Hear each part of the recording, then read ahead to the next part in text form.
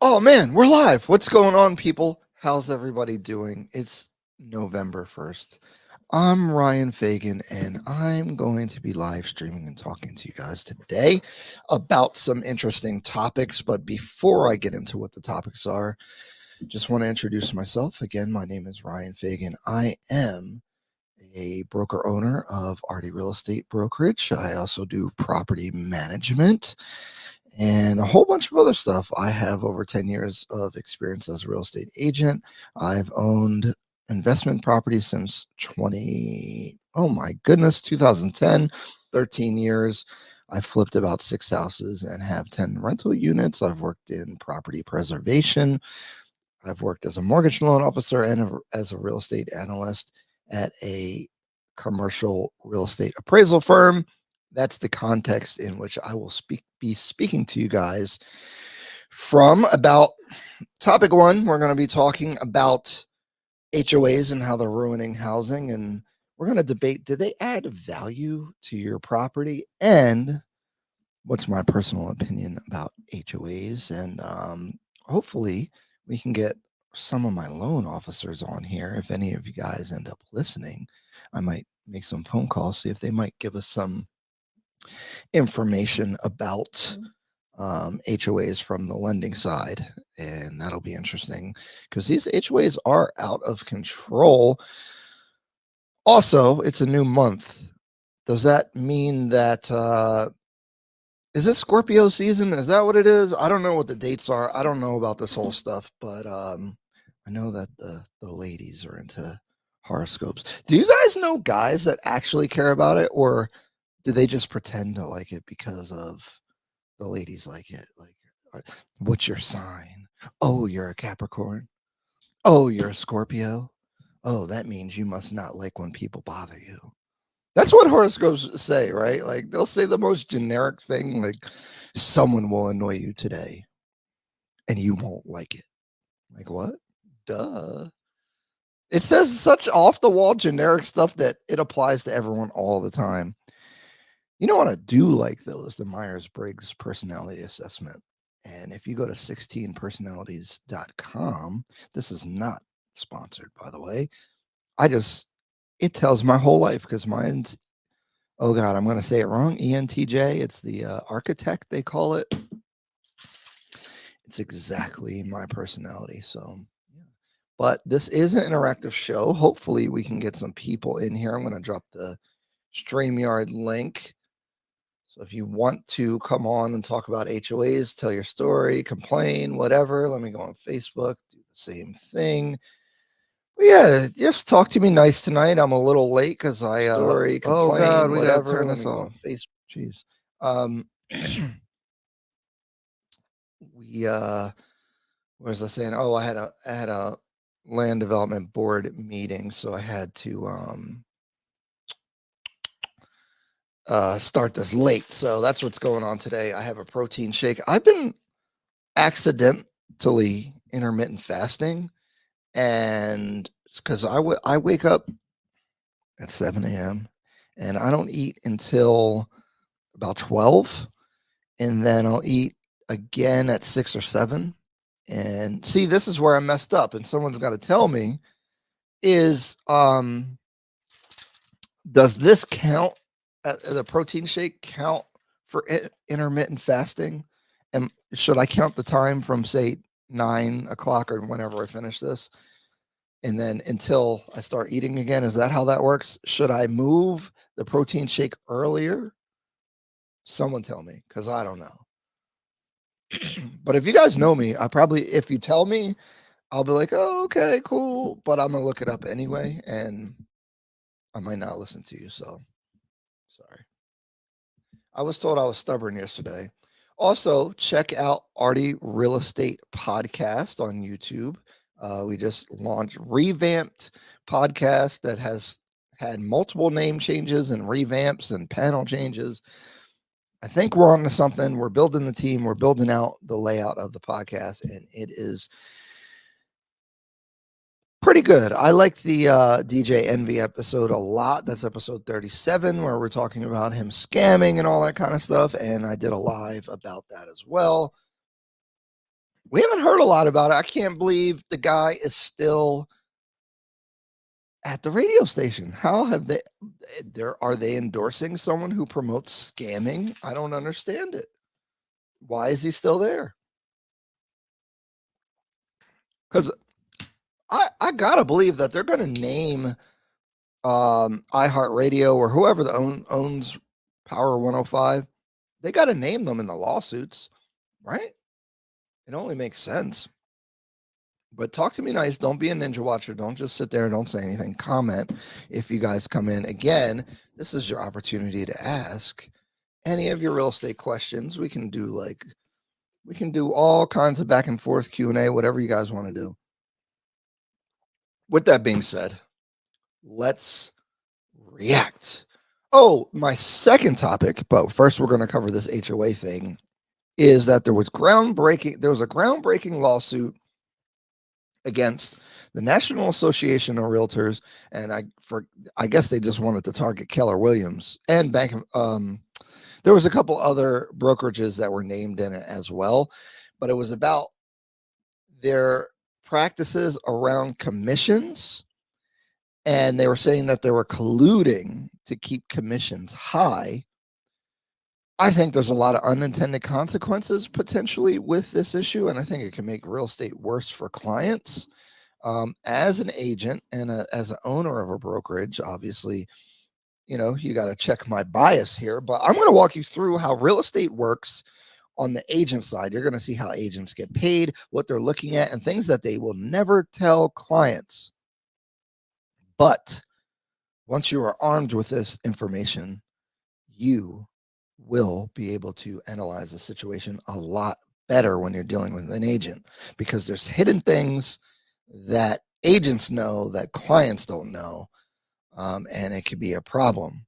But first, what's going on with HOAs? We're reacting to this video here, which is how homeowners associations took over American neighborhoods by CNBC.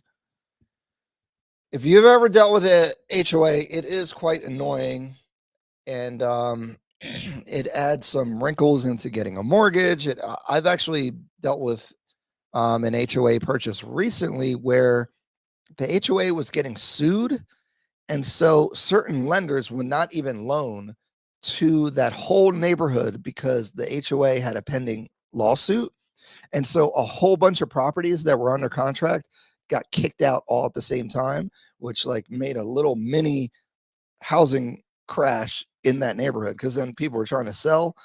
And in this difficult real estate market right now. What's up, Emily? How you doing? She said it's real stuff. Oh, the astrology. Oh God. Oh no. Oh, okay. Hold on. That is true. I used to be a condo PUD HOA underwriter. Yes. So yeah, this neighborhood, all the properties went got kicked out because all the financing fell through because there was a title and a mortgage concern.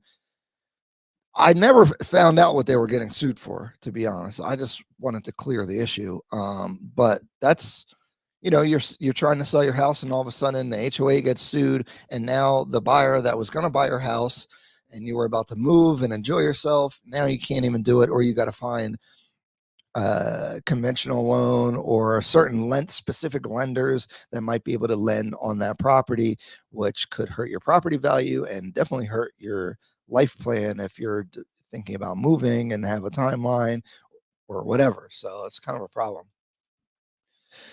Emily said there's a condo in California that's leaning or something like that, and they are on Fannie Mae's ineligible properties list. So that's part of the problem is certain lenders and certain government agencies, the FHA, Fannie Mae, Freddie Mac, they could get put on the no-no list, and now you can't even buy them. And so if the HOA mismanages things, it will hurt your property value.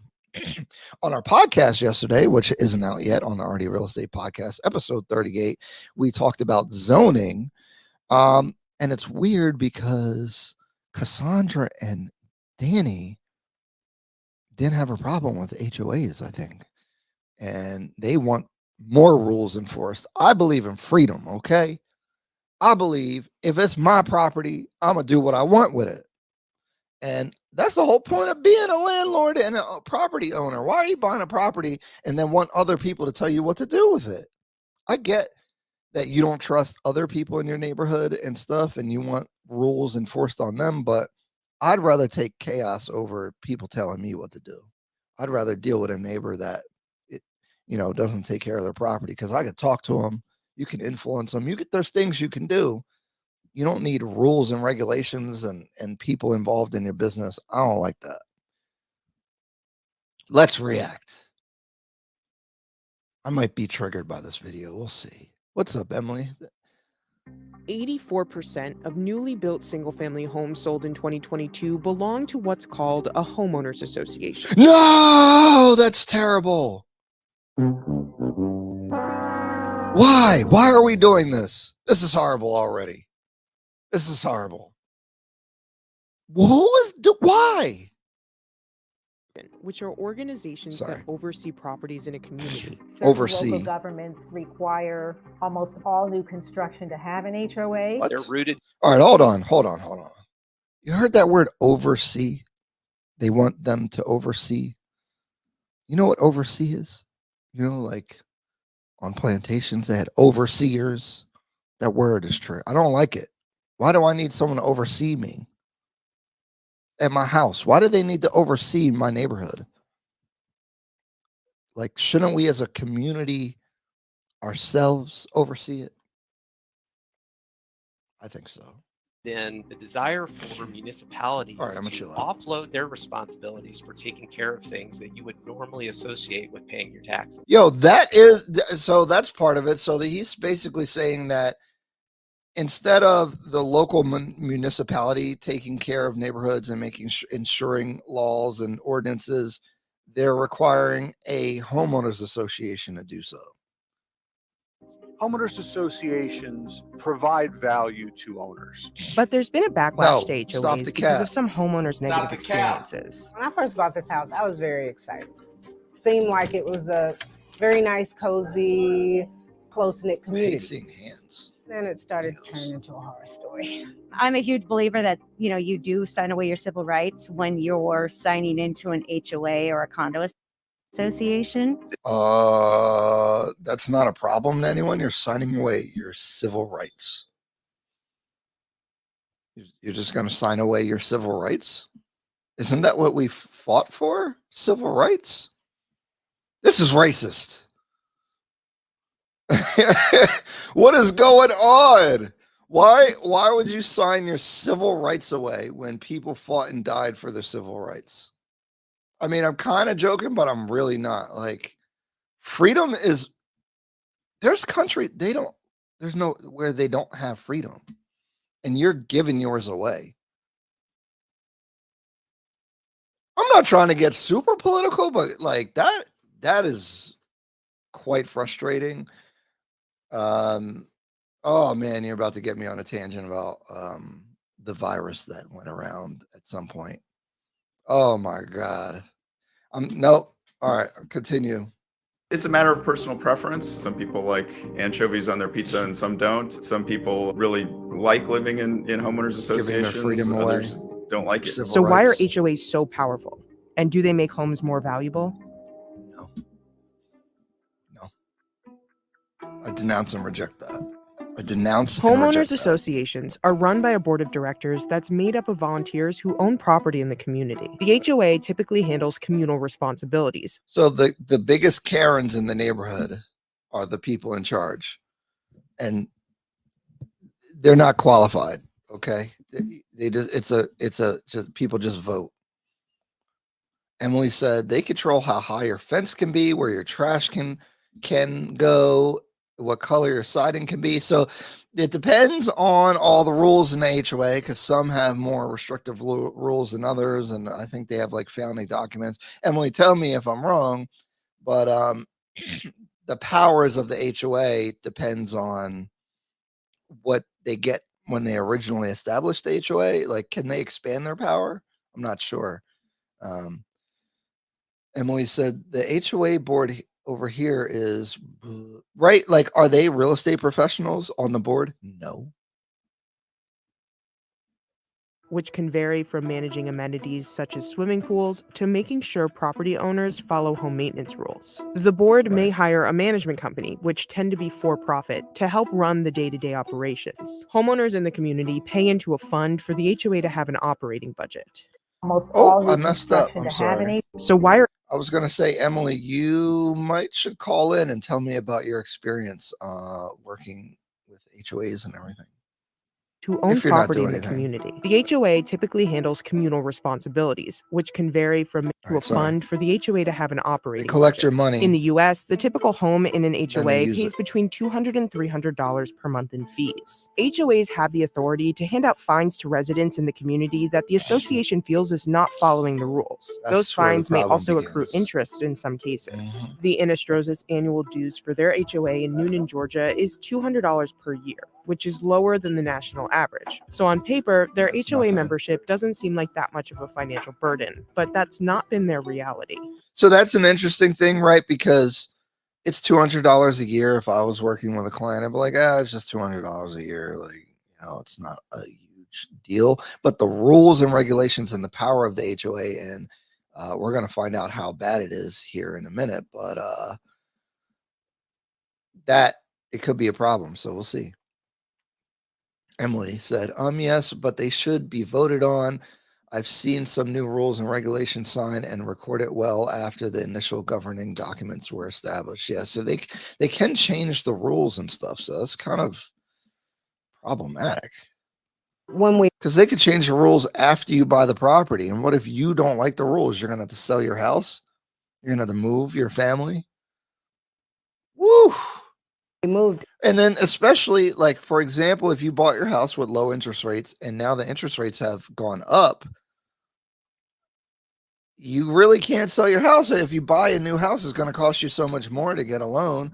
So you're kind of like stuck unless you want to take a big financial hit for no reason other than Karen down the street made new rules that you don't like. Obviously, the board all has to get together to make that, but still, it's kind of a problem. Yeah, she said, yes, that's correct. Okay, let's continue. In 2008, we found out that there was a balance that was attached to the home because it had been sitting in the community, and they were fining us for that balance and late fees and any other type of fines that they would put onto the home for lawn care or anything, all of that. So what she's saying is when she bought the house, it already had a balance. My issue with that, though, is that this is what you have title insurance, and your title search for should figure that out. But HOAs don't file usually, like, well, they can file a lien, but when do they choose to do so and stuff like that? That could be an issue. I'd have to talk to a title professional, but I would think that this might be covered under title insurance if that was before you purchase your property, that it had this HOA balance. Like, why would I become responsible for it? This is edited and stuff. Maybe they talk about that, but that's a question I would ask. That was attached to this home when we moved in. From 2008, 2014, we tried to get in contact with the HOA, and we never had a reply from them. And we just kept trying and no answer. But all right, that's definitely a problem that I've seen and experienced is like these HOAs, especially the real cheap ones or like just poorly ran ones, they are still using like paperwork instead of computers to keep track of the records. They're only working there one day a week or whatever. They only have a certain window where you can communicate with them. The records are horrible. And that will become your problem, not theirs. And that's definitely a big issue. Emily said it should be on the HUD-1 as the seller's responsibility. Yeah, but say, like, for example, if they have a balance, but no one detects there was a balance and somehow they're able to close on the property, and then thereafter, the HOA says, hey, there's a $5,000 HOA balance due on this property, and now it's your responsibility because you bought the house. That could be a title, like that's going to be an issue, because that's what we're talking about here, is that incompetence from the HOA will become your problem, right? So that's probably one of my biggest issues, and I don't know how they get away with it. The law needs to get fixed about this. By August 2015, the HOA put a lien on the Inestrozas' home. In the court documents, the HOA said the Inestrozas owed more than $1,600. A lien is when a party has a legal claim to an asset, such as a home, which can serve as collateral to satisfy unpaid debt. This can open the door to the HOA escalating to the next level of debt collection, such as foreclosing on the home, or in the Inestrozas' case, garnishing wages. In mid-2015, they started garnishing my wages. The first time I learned of that, to get a wage garnishment is crazy, because, and I've had to do it. You have to go. So first, you need a judgment against them or a lien or something like that, and then you have to take that and you have to do all this filing to get a wage garnishment, which then they take it to your job or wherever you're employed, and they give them a court order saying that your employer has to give a certain amount of money to the court, which then they give to the creditor of the lien. Emily said, yeah, so shouldn't you have title insurance? They should be filing a lien on the property. Right. So they probably didn't file the lien until after she closed on the property. And so maybe title couldn't find it. Maybe title's off the hook for the title insurance on that. But then if they didn't file a lien, how could it become my responsibility post closing? Because I did all my due diligence. You should have to go after the other person. But the problem is property liens stay with the property. And so, if you have a lien on a piece of real estate, if someone else buys it, they have to clear that lien, regardless of how it got there, which is why I got to file this lien. Was when I got my first paycheck that they garnished. I didn't get any prior notice. I got a notice. She got 2 notice. weeks after.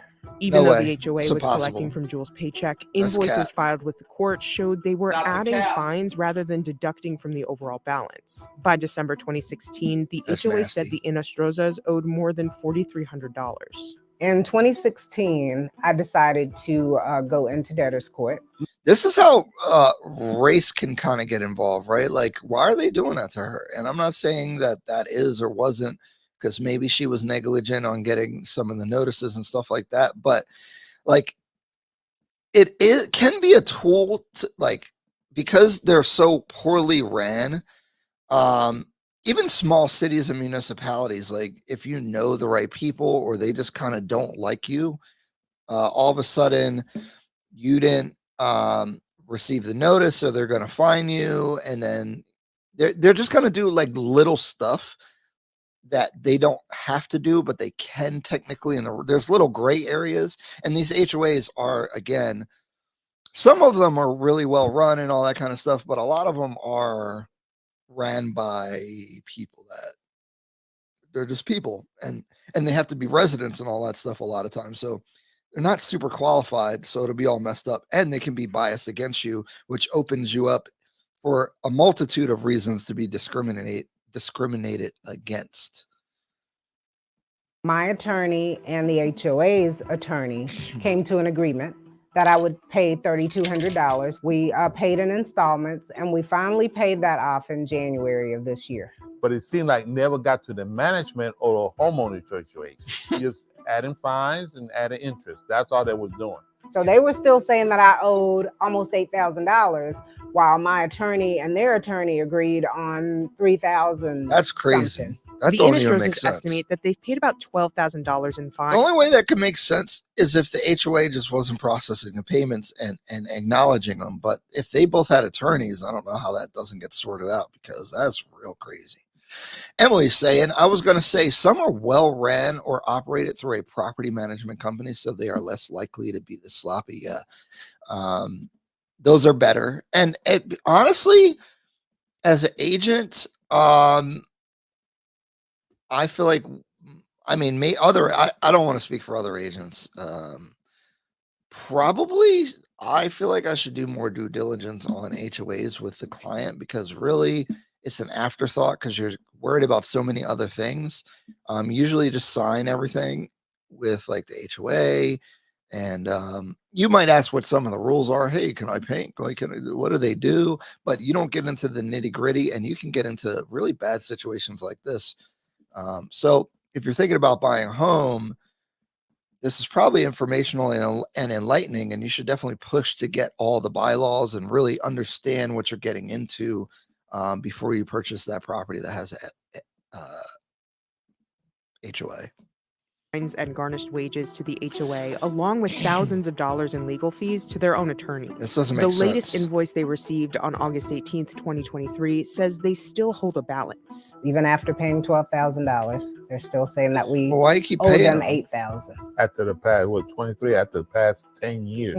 10 years, yeah. CNBC reached out to Homeowners Management LLC for comment and received automated responses directing us to contact the current management company as of August 2023. Companies. A representative from the current management company, Century Management, told CNBC, because it just became the management company for this community in the last couple of months, Century has little ability to comment on historical facts regarding the Nostroza's case. The former director of the HOA board, who oversaw the association from 2020 until her resignation in October 2023, declined CNBC's request for comment. The attorneys representing the HOA board did not respond to CNBC's repeated requests for comment. Jessica Navas and Matt Bazone, who are also homeowners in the subdivision, began investigating their HOA. I started to Can't wait to hear about this. Emily says, I've dealt with Century Management. Yeah, see, now there's like big monopolies that are running HOAs. So now like we're creating these like pseudo like government housing organizations that are controlling all these communities throughout the country.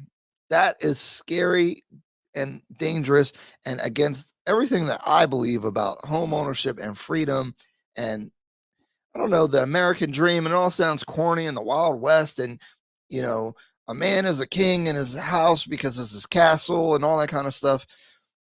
You gave your civil rights away, as they already basically said, the HOA person. So why are we doing this? This is scary, horrible. I don't like it. And it needs to stop. Feeling that there was something odd about the HOA during the pandemic. They discovered a history. The pandemic was a good excuse for everyone to do horrible things, raise prices. That's why we're dealing with inflation. That's why, like, you know, I went into CVS. They don't have a cashier. Everything's self-checkout. I really wanted to steal. Like, why? What? No one works here? Like, what is going on? You go to Home Depot, they have one cashier and then self-checkout. Now, if I have 6 different types of screws and then they don't have the little code on them, I can't check out. Man, I'm walking out. It's ridiculous. Emily Goodman, I would reach out to HOA board members or management companies and request all the documents plus a lender questionnaire, what asks a lot of Fannie Freddie eligibility questions. Yeah. So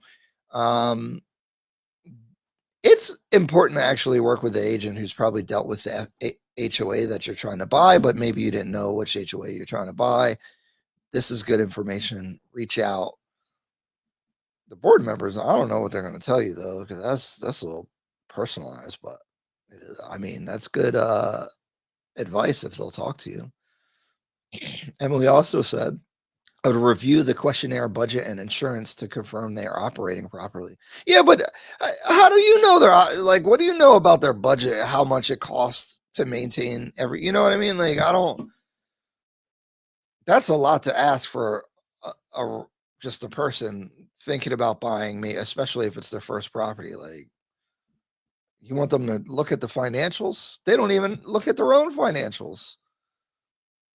Board members should know the answers to these questions, but do you think you could talk to the board members of the HOA so easily? They have no interest in speaking to you, I would assume. We have at least 25 foreclosures in the community over the past 15 years. Just one house can have a record between 2 to 3 foreclosures within that time frame. If Jessica hadn't just took the initiative to go to everyone in the community that she knew were homeowners, we never would have known any of this, because all we did was basically go to work, come home, raise our children. See, this is what I'm saying is people just want to live their lives. And now you're going to have to be a dang on investigative journalist to understand what's happening with this stupid HOA. And that's it. And we never knew that anybody else was going through this, because for the longest I felt like, is it just me? That's the problem. Let's get through this. Come on. The real root cause of snoring is another not one? what you think. Get this out of here. So that's another thing. I mean, these are regular people. They don't know what's going on. Hold on, let me replay what she. Let me replay what she was saying a little bit. Going through this, because for the longest I felt like, is it just me? That does make me think, like, these HOAs and stuff like that. We live in communities where we don't even know our neighbors and we don't talk to them ever, and so the HOA is supposed to be a representation of the community, but they probably don't even know each other. They don't know the board members. They don't know anything. And so she's dealing with this problem, and everyone else is, and they don't even know it. What I look for on the annual budget is it balanced line item to reserves for unforeseen expenses. That's a minimum of 10% of the total HOA dues. But you work in this industry. That's why you would know. Like, you want the plumber down the street to make sure the budget's balanced for the HOA. I think that he's already got to balance his own budget. I think that's a lot to ask for a regular person.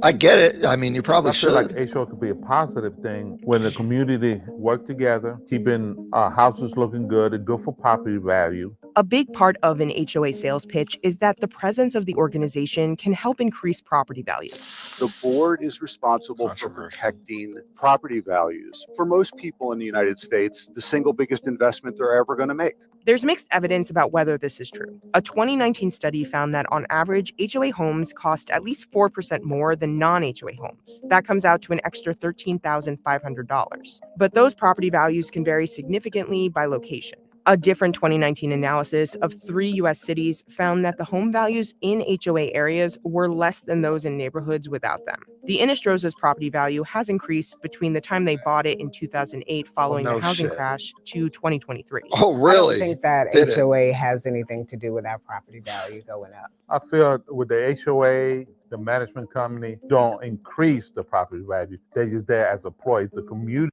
Okay. Property values, HOAs.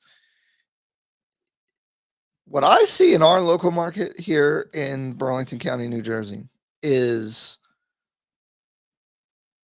it's actually very interesting because there's properties that are identical.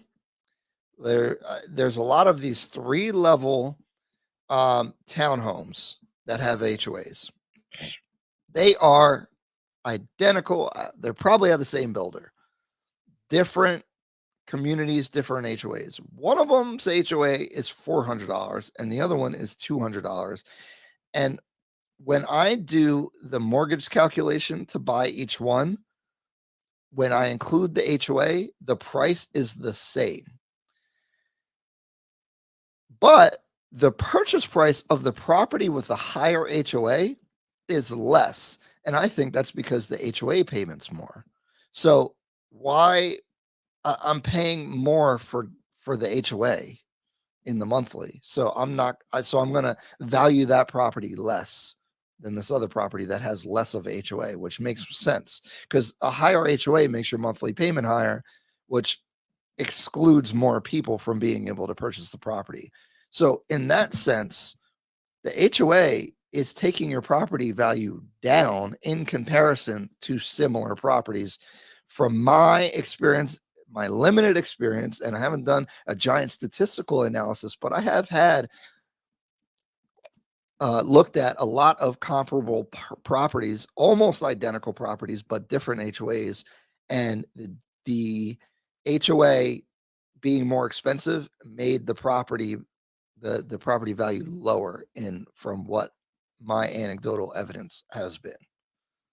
And that makes sense, right? If you're thinking, if you're looking at 2 properties and one's monthly payment is much higher, I could pay less in the purchase price to be able to equal out the difference in the HOA. The same thing happens if a property needs flood insurance. So as soon as you introduce a property to requiring flood insurance, its property value goes down, probably about the amount of the reflection of the monthly payment of what the flood insurance would cost. So if the flood insurance costs $1,200 or $2,000 a year, that could equate to $30,000, $25,000 in purchase price because of the interest and everything like that. So you'll see the property values go down. Emily, as someone that is familiar with this local area, Burlington City experienced that. Their flood maps got adjusted, and so more properties got added into the flood map, and we definitely saw it's a little complicated because prices naturally were going up, obviously, but their increases were a lot less than everyone else, meaning that there was a drag on them, or you have pluses going on and then you have a minus. So they have the pluses from the market, but then they had minus from the flood insurance. So I think it's a very similar concept. If you introduce more monthly costs, you're going to see a reduction in the purchase price of the property because it makes it less affordable. So because certain condos, like you could buy like a really small condo that has an association, and it might be a 1-bedroom, and you might be able to buy it for $40,000, but the HOA could be like $1,200 a month because they have all these amenities and stuff in a building or whatever like that. If it did have a HOA, the purchase price would be astronomically higher because more people could afford to purchase that place. And people would be willing to pay more because their monthly payment would be a lot lower because now they're not paying $2,000 a month for the HOA. So that's kind of my rationale as far as the HOAs in a practical sense. Let's continue with this weird investigation. That increase the value of the property. HOAs can also be necessary in order to manage shared amenities or land, which can be a value add for homeowners. There are associations out there that handle all the landscaping. Even though you may own your lot, the association cuts the grass. Like, what is that really worth to someone, right? Like, you can hire a landscaper and pay them yourself. Sure, maybe the landscaper, if he gets the whole contract for the whole community, can charge less, but don't you want the freedom to hire who you want? It's not saving you that much money. And they do all the landscaping. So is that a cost saving? Sure. Management companies People are can lazy. help a community function smoothly, especially when a board of volunteers needs assistance. One large company will manage 20 or 30 or 40 HOAs in a and they're region. getting bigger. And they tend to have it down to a science. They know how to deal with trash pickup. They know how to deal with yard maintenance. They know how to deal with complaints. They have their fines and their enforcement down to a science. Relying too much on a property management company is going to cause problems, and relying too much on the homeowners to run their own association is also going to cause problems. The management company and the manager are simply a contractor to carry out the board's direction. They may handle all of that routine activity on behalf of the board, but those folks who live in the community and volunteer remain the decision-making authority. The board in that situation is still responsible. They are still the fiduciary. They are legally and financially responsible for the decision-making in that community. They get paid. I think that there are times and places for HOAs, and I think that they could be positive. But the abuse negates. It is said that the I'm eyes. sorry, guys. I'm very sorry with these advertisements. While the ad's playing, I don't know, man. I don't like it. A lot of people have trouble thinking of community associations as a business, even though statutorily, in many cases, they are. You have to think about it like running a business. Think about that. All new construction. Oh, man, I pressed the wrong button. But think about this, right? You are appointing a business to overlord over your property and tell you what you can do with your property. A business that has a fiduciary responsibility to make money, because that's in the law. If you have a business, they actually have a responsibility to make the most money possible. That's what a business, if you make an LLC or any kind of corporation, the corporation by law, has to maximize profits for its shareholders. And now you are giving that entity control over your property. And you think that they're going to look out for your best interest when you're not a shareholder. That benefit. That's nasty. A lot of people have trouble thinking of community associations as a business, even though statutorily, in many cases, they are. Oof. You have to think about it like running a business. At the same time, you have to think about it from the perspective of a group of You cannot serve. Oh my goodness, I clicked it again. You cannot serve two masters. It's impossible. HOAs is increasing. Investment safe, and at the same time you have to think about it from the perspective of a group of investors who all have this shared goal of making sure their investment's safe, and nobody's quite sure how to do that. And when you bring in an outside advisor to help run your organization, those people's goals are not the same as the goals of the people who made the initial investment. Professional involvement in HOAs is increasing, with the for-profit homeowner association industry growing to $38 billion. So now this is a business of managing and telling you what to do with your property. You want to sign your civil rights away for your castle, your most expensive asset. You want to assign responsibility to a business that its job is to maximize their own profits, not yours. Of course, if they do a good job, they probably should make more money or whatever. But you want a corporation overlording over you. And I mean, this goes into a much larger political argument that in this country right now, that is kind of what's happening, is that giant companies are the regulators, like Facebook is in charge of freedom of speech on its own platform. Obviously, freedom of speech only applies to government enforcement. But I mean, if they decide to silence you or ban you, your ability to speak publicly, at least on the internet, which is super powerful, can be taken away. And that power is not in the hands of our government. It's in the hands of Mark Zuckerberg and whatever he decides. And that's what's happening with corporate HOA management companies, where their incentives generally align with the owners, but it doesn't always. And so I think this is really scary. Like I didn't even think about all these ramifications until we're going through this. I just had a layman's on, like, I know how they HOAs work, but realizing that these are businesses that are running them, and my understanding of corporate law and stuff like that. Obviously, I'm not a lawyer or anything, but corporations' main directive is to make money, and that is, oh my goodness, why would anyone subscribe to this? And I guess that goes to our culture of, like, everyone wants a daddy to tell them what to do these days. Like, what? Do people really want freedom to make their own choices and take accountability for their property, their actions themselves, their livelihood? I talk to my friends about this all the time, and it's like, do people really want freedom? I don't know. I do. I really do. I'll take less security. I'll take less organization to have freedom. I'll take more risk to be free.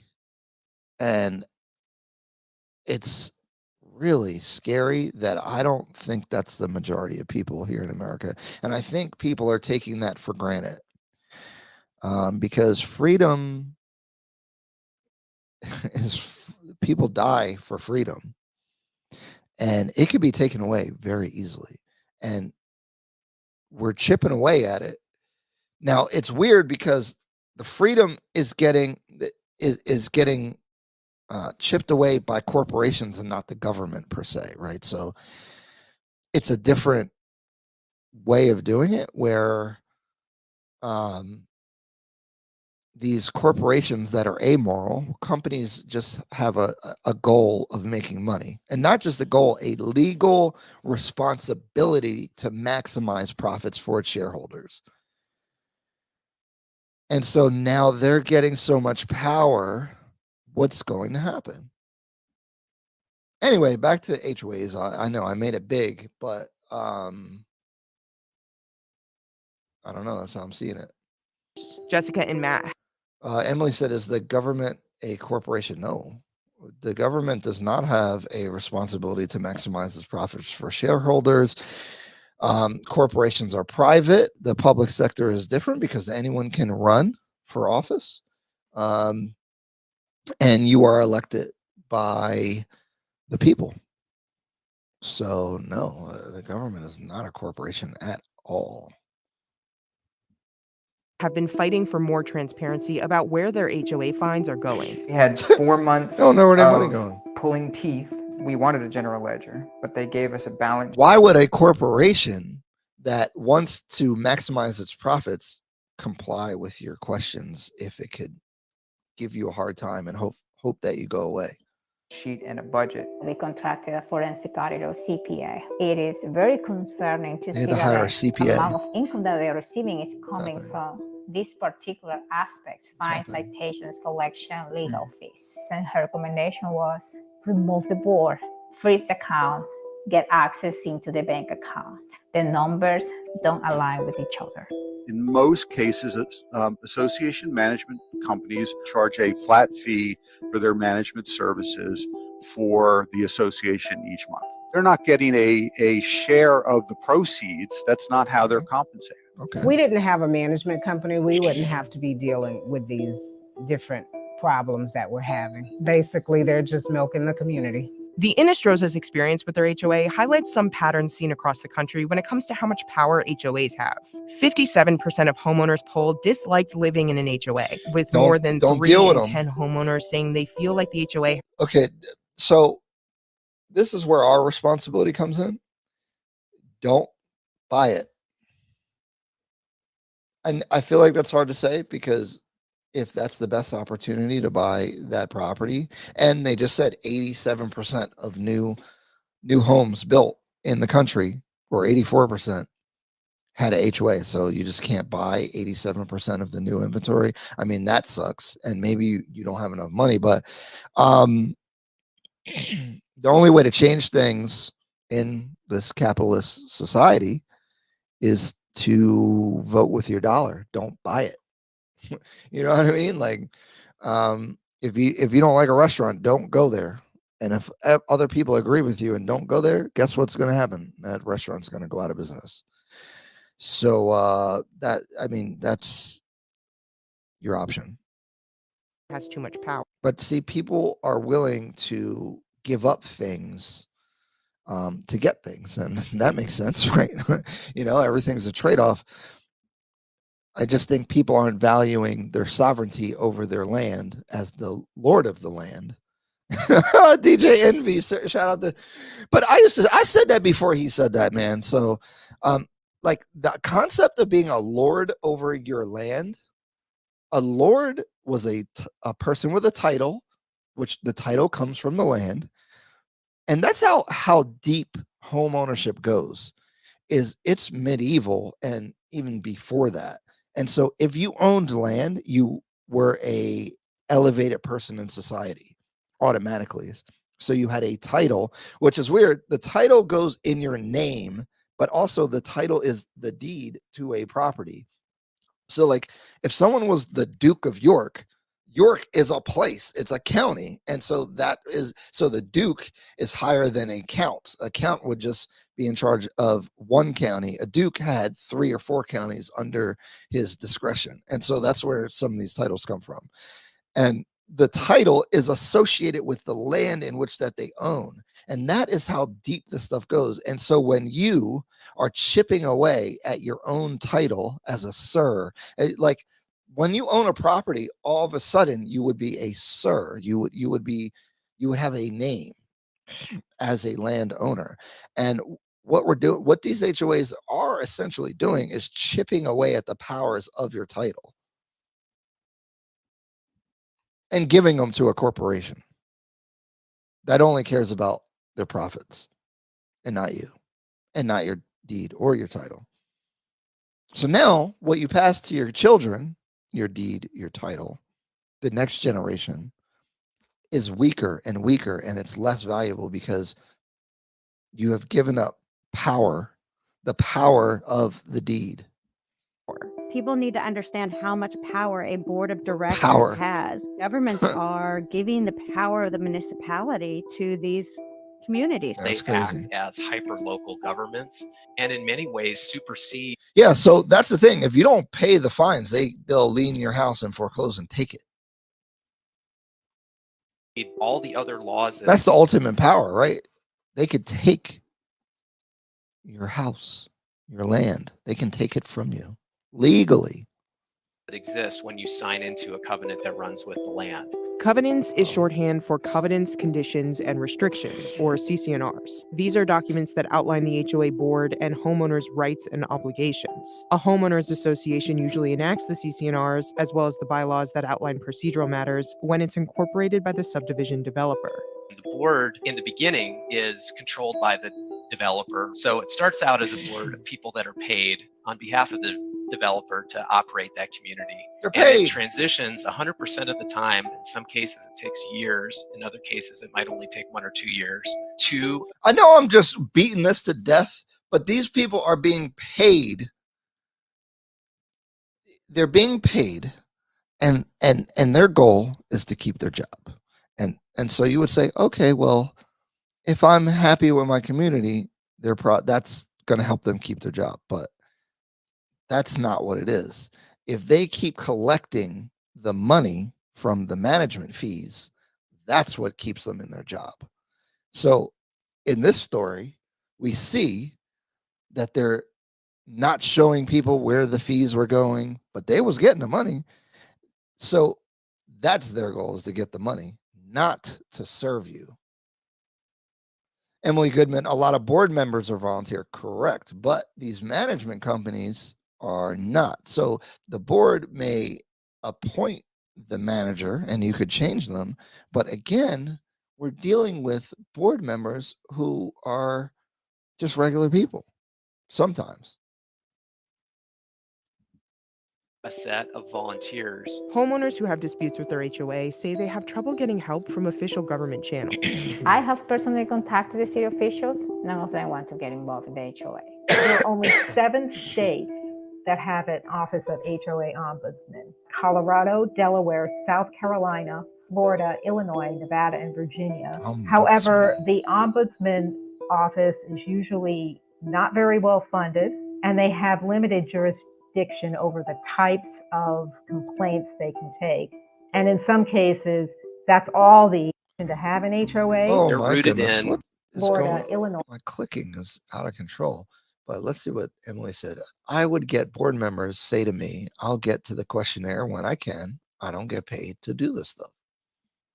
Exactly. So those are the ones that don't have the for-profit people managing them. So you deal with that. And then if you have the for-profit people, I mean, they're already getting paid. So why would they want to answer you? They'll answer you when they feel like it. So hate it. The types of complaints they can take. And in some cases, that's all the Ombudsman office take can do complaints. is take your complaint. They can't even take an active role in investigating Good luck. or Hire a lawyer. resolving the complaint. Spend 10 grand. As far as the regulation goes, I think a lot of that regulation is predetermined. So in other words, there's already laws that are set up in place. And so inherently, they're already does being Redfin guy regulated come that from? way. And of course, you've got the court systems for checks and balances in case you have a disagreement within your homeowners association. Look, many management companies would charge fees to complete or give you the documents. It's ridiculous. It's crazy. How is this clicking happening so poorly by me? I'm getting old. I'm only Court systems 35. for checks and balances in case you have a disagreement within your homeowners association. I'm half dead, I guess. Education is 35. really key Out of here at 70. to these communities. I mean, they need to know that there's nobody that's going to help them, that In a lot of cases, civil court is the only answer. Yeah, sue 'em. So you can't Good even luck. take some of these communities to small claims court. There's really a very limited number of scenarios where a court can say that something that's binding in your covenants is not valid. Lawmakers in several states, such as Texas, Yeah, North because you signed Carolina, it. and Florida, have You agreed to introduced it. policies to address some of the issues homeowners have been raising. But it's been met with backlash from the professional management industry. There's always going to be Right. So this is the problem. Now that these companies are getting big, so now they have lobbying groups and they have more money than you. So now they're gonna donate to the politicians. They're gonna get lobbyists, and you're never gonna get this stuff changed. It's never going back the other way, because the common people aren't going to unite more than these companies, because now the companies are too big. So now the companies are just going to get worse and worse and pillage and plunder the neighborhoods. And look, I get it. Like, people like their HOA sometimes, and it's cool or whatever. But when these companies get too big, I'm just cynical now. I don't know. I can see what's going to happen. And it's already happening. Let's just watch. I'll just continue to watch. a wide variety of perspectives and concerns. So no solution, no bill, no piece of advocacy is ever going to garner 100% support from everyone. We try to find the best middle ground that makes sure the association runs effectively and people's investments are protected. As of right now, change has to happen at the grassroots level, with homeowners fighting through the court system, as well as through voting for a board they feel represents them. Matt was elected president of the board in October 2023. So these are your new officers. Thank you very much. I did the oath when I became a naturalized U.S. citizen. It was my duty. And regardless of my economical condition, I have to fight for them. I would feel bad, selling this home to someone else, especially if they don't know what's been going on in the neighborhood. And I feel like I would probably just be like, hey, look, I don't think you want to move in this neighborhood. Dang. You may want to think about it. Hurting your own value, but the respect for that. So, guys, what do you think? What am I right? Am I wrong? Am I doing too much? I don't care, because I hate HOAs, because I believe in freedom. Freedom is mine. I get to do pretty much what I want with my property, as long as I'm not hurting other people.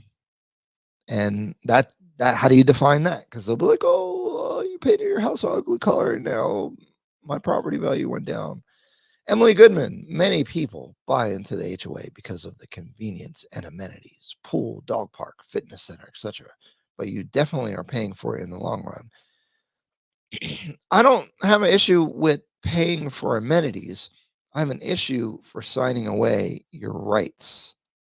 That's my fundamental problem. Oh, man.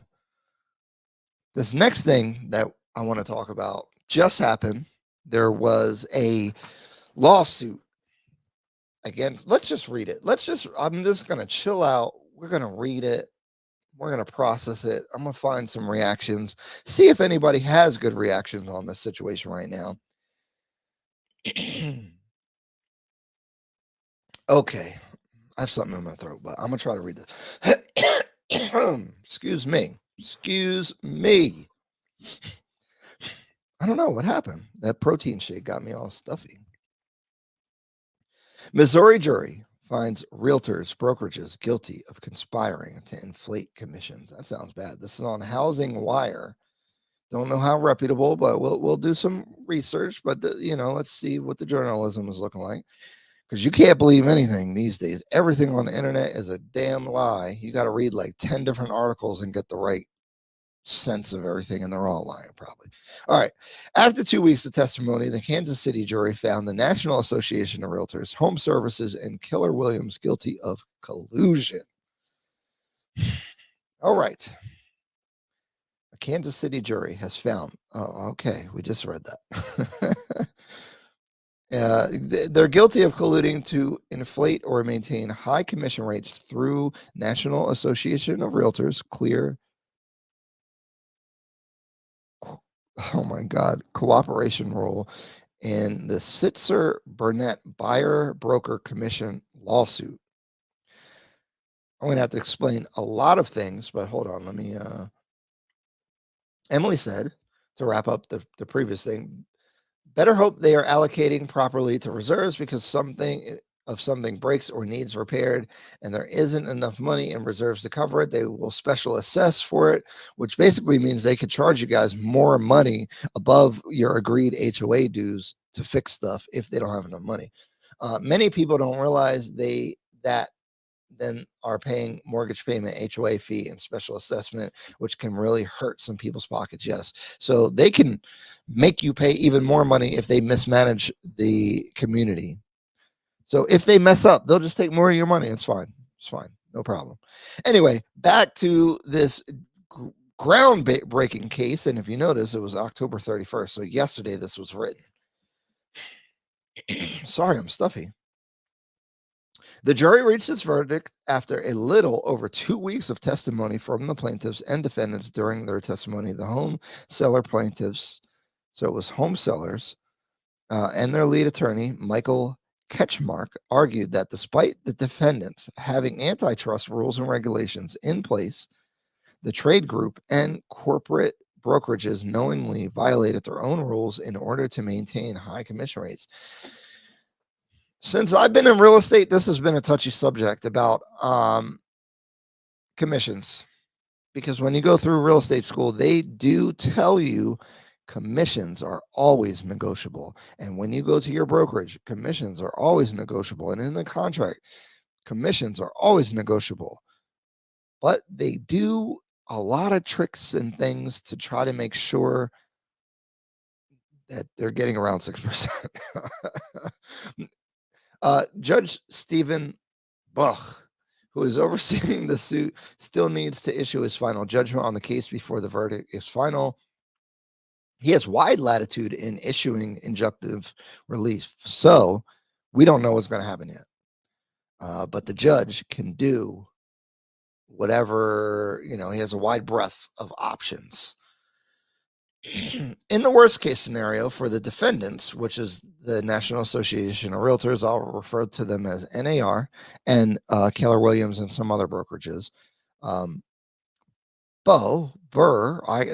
I'm sorry, names can't do it, could ban the cooperative compensation rule nationally on the multiple listing services, which would prevent listing agents and home sellers from predetermining buyer agent commission rates. Listing agents would also be prohibited from sharing commissions with buyer agents, and buyer agent commission rates would not be published in the MLS. This is what got my attention. Okay.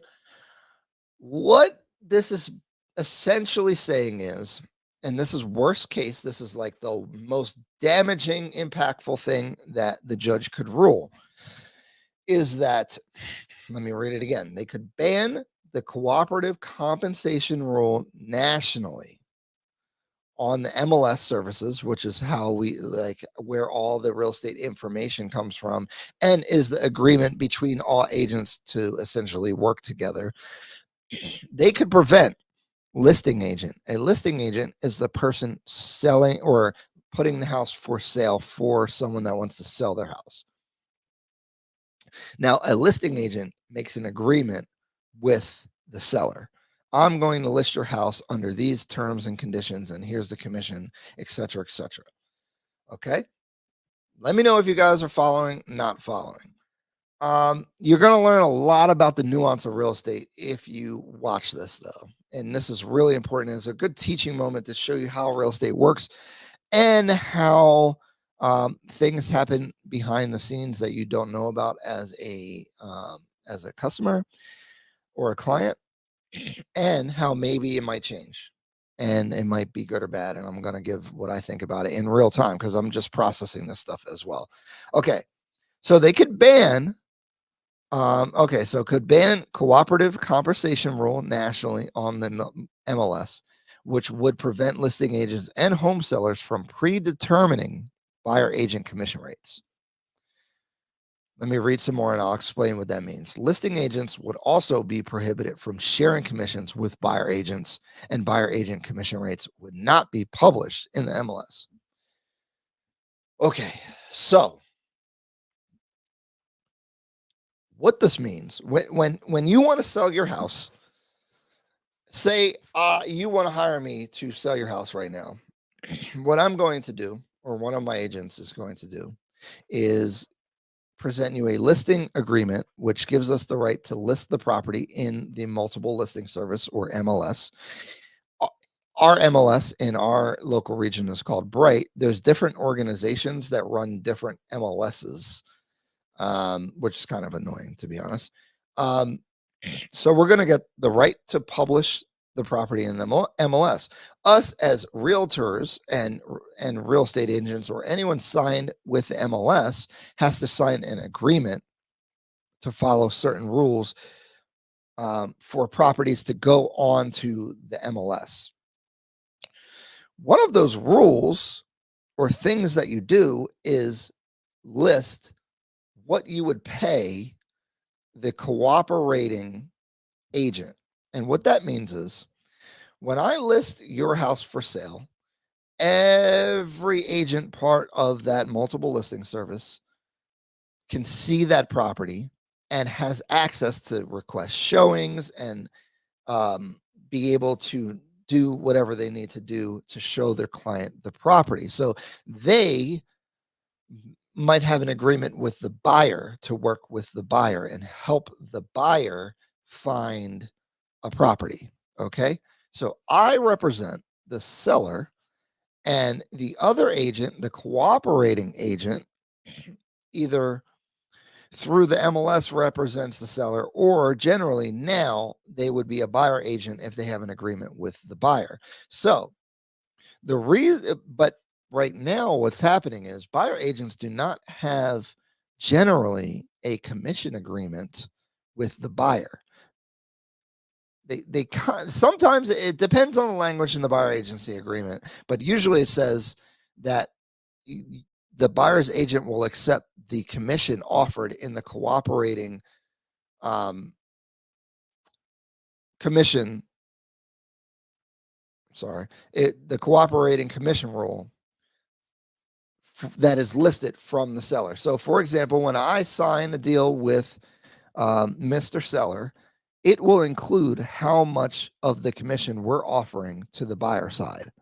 So, just for example, if the commission was 6%, we could choose whatever number we want, but we're going to list the property and offer the other agent who brings the buyer 3%. So that means that the listing agent would get 3%, and the buyer's agent, the incentive for them to take their qualified buyer to look at our property is that if they close on the property, they're going to get 3%. Okay. You could offer them 2.5%. You could offer them 2%, but that is in the MLS. So I'll show you guys actually what that looks like. Let's get some inside baseball here. All right. So let me log in. I don't want you seeing all my info, but I'll show you on a property. Let's just look for a house.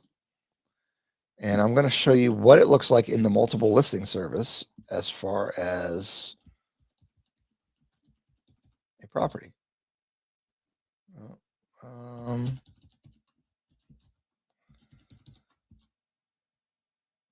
Why is this taking me so long to find something?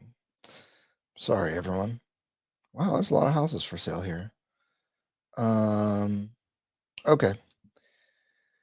Let me share my screen here. All right. So this is a property that is in the multiple listing service, and this is what it looks like, right? So there's the address. It's for $400,000. And this is what I'm saying. The MLS will provide you a lot of information about the property. There are agent notes. I don't want to get into all that kind of stuff, but what you will see is what they are offering as a commission compensation. This is for a cooperating broker. They're offering 2.5% of the gross sales price to any buyer agent that brings a buyer, and they're doing this stupid minus 150, which they really need to stop doing. So that's why. Okay, so this is the inside baseball part. Imagine if they were only offering 1%. You, as an agent, now they're getting paid less. So say there's 5 properties that me as a buyer's agent, now in this scenario, was going to, that a client wanted to see.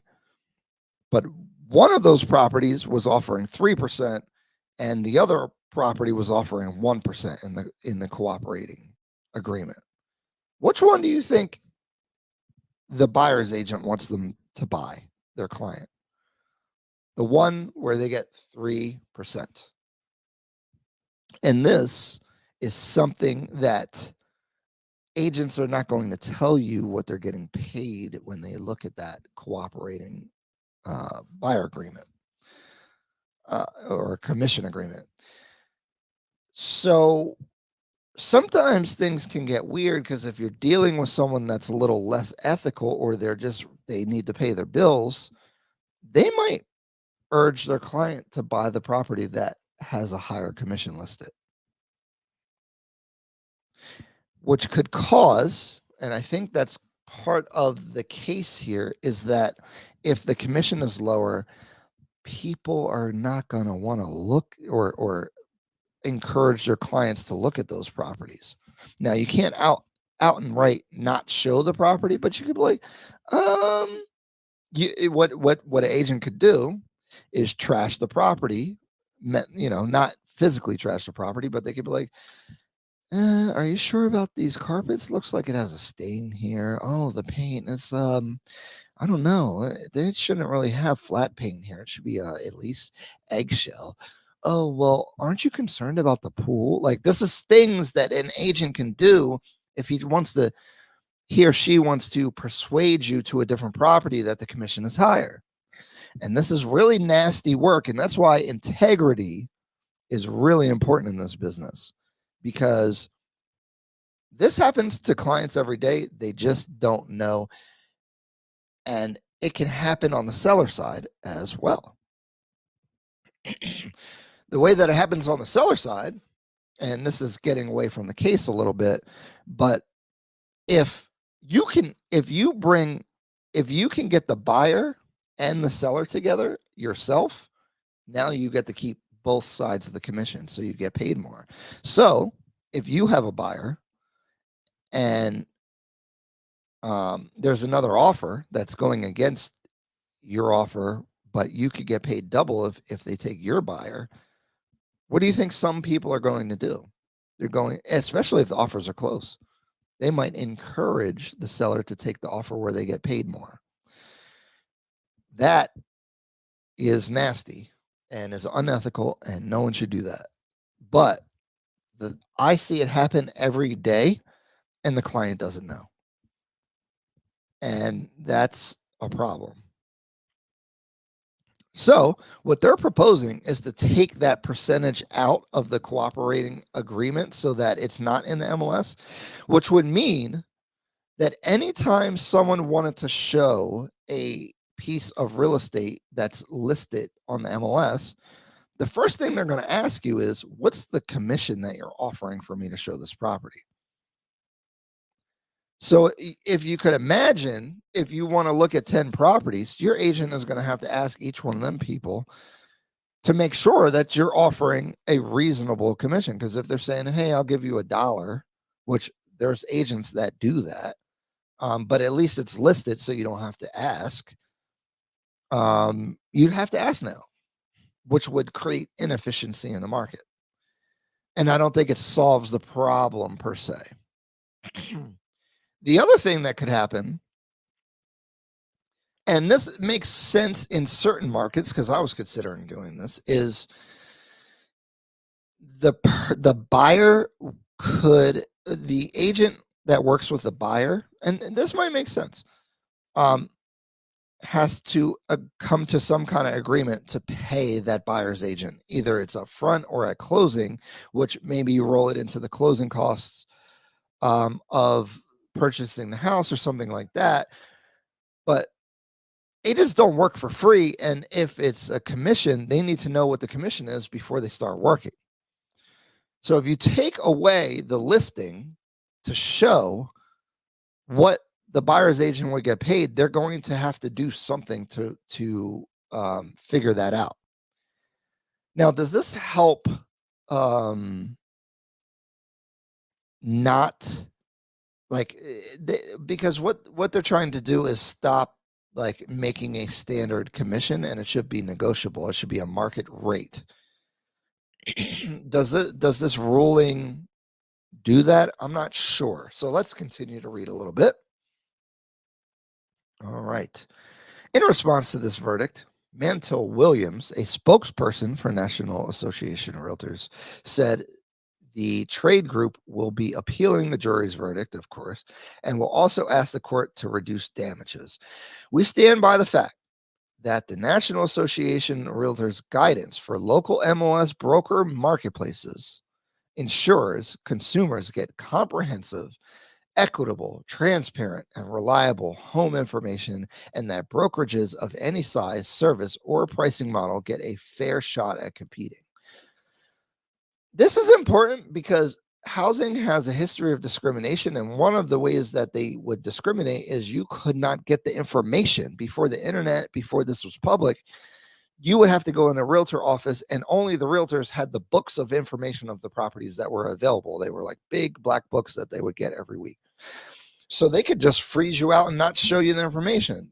I think having the commissions and everything listed public or within the organization, within the MLS, is transparent and is it is not exclusionary. Exclusionary? I can't say words, sorry. All right. So he also said, we will continue to focus on our mission to advocate for homeownership and always put consumer interests first.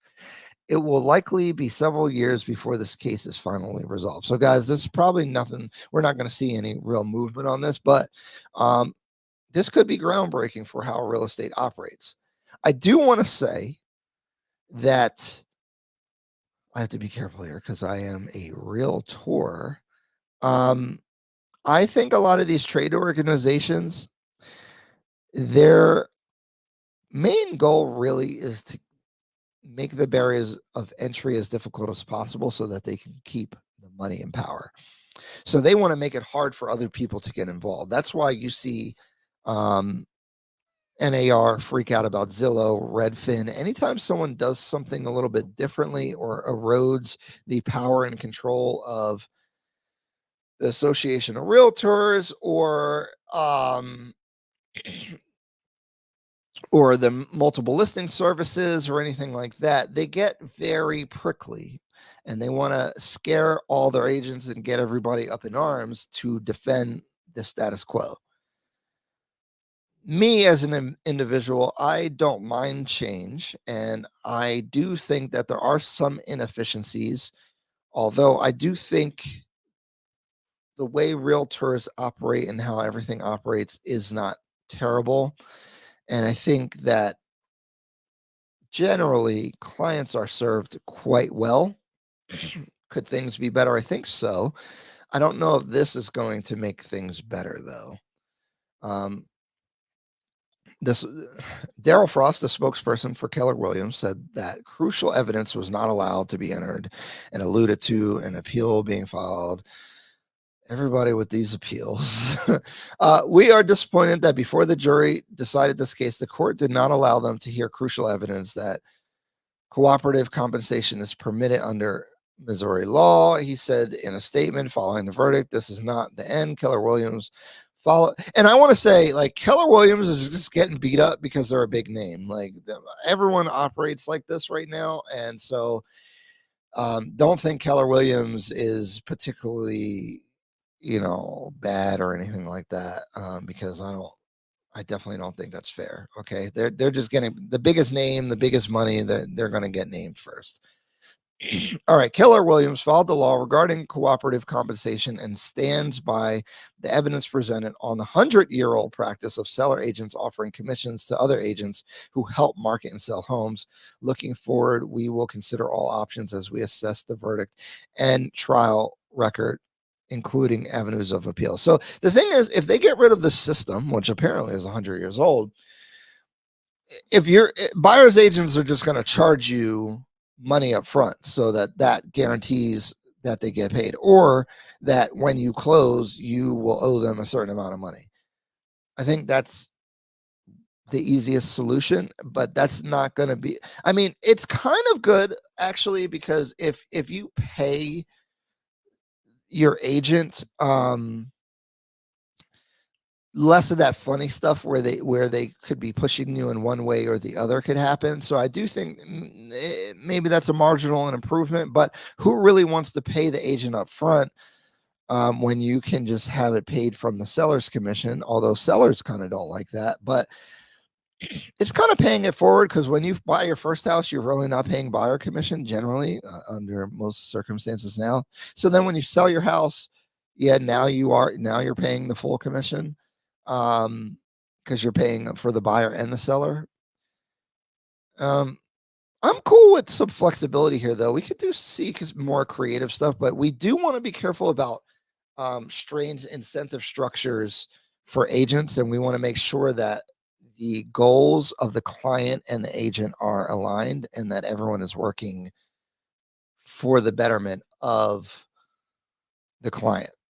And trust me, National Association of Realtors and everybody in the real estate schools and everything, ethics is very important, and I think most agents follow that.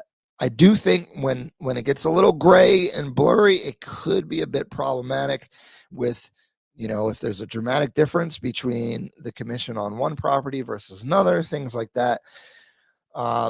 It could get a little weird, right? So if you got a flat commission for working with a buyer, or it could be based off of the price of the property and not dependent on what the seller was offering as a commission, the buyer's agent is going to be is basically going to be unbiased, which is helpful.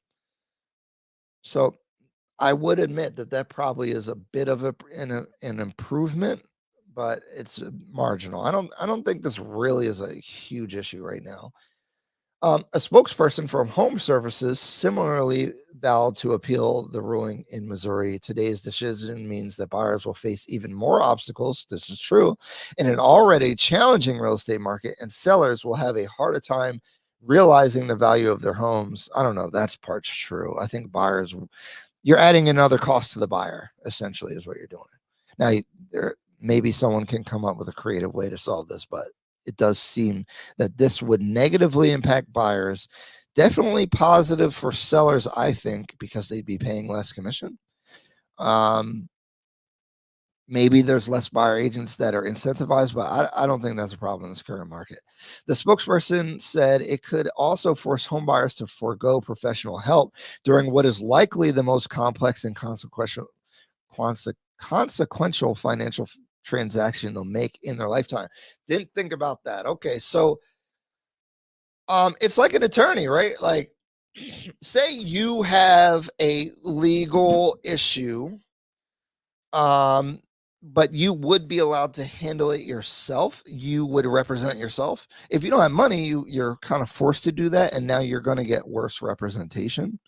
And I used to think that the normal person probably could do a real estate transaction by themselves, but no, I think you're going to hurt yourself doing that, to be honest. You aren't going to negotiate. You don't know how the market is. You're not going to be able to negotiate. You're not going to know your contingencies, inspections. Like, there's a lot of stuff with a real estate transaction that is not common sense and is not something that the regular person is going to do well. So, but what's going to happen is they're not going to want to pay the agent. So they're going to just be contacting people trying to buy houses on their own, and they're going to get screwed. And honestly, this hurts. This can hurt minorities more. But I did want to say the point about not the minority point yet, but we'll go there. So just to clarify a little bit more, if you're on trial for something and you can't afford a good attorney, they give you an attorney because representing yourself is so horrible. They're not going to give you a buyer's agent for free. So now you're unrepresented and you're not going to do a good job. And I think that is going to hurt. And again, basically lower income people are going to be hurt more because the people with money can hire lawyers and do all that stuff to protect themselves. And now you're going to have to hire, a real estate agent. They're just going to go without it and be behind, right? Because if you have a lawyer, stuff gets done for you really a lot better. And so if you had a real estate agent working for you, you probably get access to properties a lot easier than if you were unrepresented. Because right now, if you're not represented, sellers agents are going to love to work with you. But now they don't represent you. It causes a whole, a different kind of problem. I actually handled a transaction where the seller was not represented and I represented the buyer. I ended up having to do all the work and make sure that the transaction got done for both sides. And it was a really strange situation because I represented only the buyer, but the seller was like violating things and not working right. And I'd have to coach them and teach them how to do the transaction, but I wasn't getting paid for it. And then the buyer could think that, you're like colluding with the seller. Meanwhile, you're just trying to help facilitate the transaction. So that's an interesting situation. Let's read some more. Okay. In a statement, Home Services said the cooperative compensation rule helps ensure millions of people realize the American dream of home ownership with the help of real estate professionals. Okay, whatever. That's propaganda. A spokesperson for Anywhere Real Estate also provided a statement noting that the company chose to settle in the case in early October without admitting wrongdoing. The jury verdict, while disappointing, does not alter our settlement, and we look forward to obtaining court approval and implementing our settlement agreement. Anywhere spokesperson said Anywhere strongly believes in the value of both buyer and seller agents to help consumers successfully navigate one of life's most expensive and impactful transactions. We remain fully committed to supporting all agents as they expertly serve their clients. And it's a breaking news story. I believe Remax and another company made a settlement. So it's interesting. I wonder what the settlement was. Like, are they going to change how I don't think probably nothing, right? But could they change their company policy for how commissions are done? And are they going to change it substantially? Like, are we going to notice, or is it just going to be like some verbiage that they write or something? I don't know. Let's see. I want to react. There's some guys in California. I came across their video. So let's see what they're talking about because there's not a lot of content about this. So hopefully we can rank in the YouTube algorithm, huh? Hey guys, Ben. Real quick, this is title is The Real Estate Commission Lawsuit Explained and Analyzed. Living in Los Angeles, Ben and Balick. Sorry about the names. So I think these guys are real estate people. Don't know if they're agents yet. Hopefully we can figure that out. In LA, so they're probably doing real good money. I'm a little jealous because of the average sales price out there. Let's see what their perspective is. Let's be wary of bias. I will give you guys my opinion about their analysis of what I just read when I already gave you kind of my point of view. And they've got, look, Variety magazines, things behind them. Oh, God, LA people. Sorry, I don't know. All right, let's give them a chance. Belak and Zach Goldsmith, I like his watch. Reporting live on the scene of what might be the biggest sea change in the real estate sector since Zillow. Oof. A class action lawsuit that could was Zillow that impactful? Oh yes, because then now the public could see the MLS. That is a big deal. Could upend the way agents are paid commissions continues to move forward with a trial date expected sometime in 2024. In a May 30th telephone conference, U.S. District Court Judge Andrea Wood laid out a timeline of what's next in the Merrill versus the National Association of Realtors et al. Case. Okay. Welcome back to another episode of To Litigate and Buy in Los Angeles. I think things are worse than you're making it. All right, look, what's at stake? And why does it matter to you? I think we should tell them this. Okay, we'll explain that. But first, yes, let's discuss what is this Morel case? How do you pronounce it? Morel? I think it's Moron? Merrill. Let's call it Moron. I hope we're talking about the same case. Named after home seller Christopher Moron. I don't know how to pronounce it. Careful, I don't want them coming after us. Brutal. Oh, you could just add another one to his plate. So it's now a class action lawsuit that involves home sellers who are suing the National Association of Realtors, which is America's largest trade association with over 1.5 million members. They're also suing several other major brokerages. Look, man, this is the issue with the NAR is they bully you and force you to be a part of it. And I mean, they do some good work, I guess, but like you have to pay a lot of fees to be part of the National Association of Realtors. And what that does is give you access to all the stuff I'm talking about. And if you're not part of that trade organization, you are boxed out of a lot of things, and they make it hard to practice real estate. That's why almost everyone is part of the NAR, just to give you some context. Including Anywhere Real Estate, formerly Reology. And I talked about, I like freedom. Okay. So I don't like to be so restricted. Reology? Reality. Pronounce that. Which is a publicly owned real estate services company that owns several real estate brands, including Century 21, Coldwell Banker, Sotheby's, to name a few. The agency? No.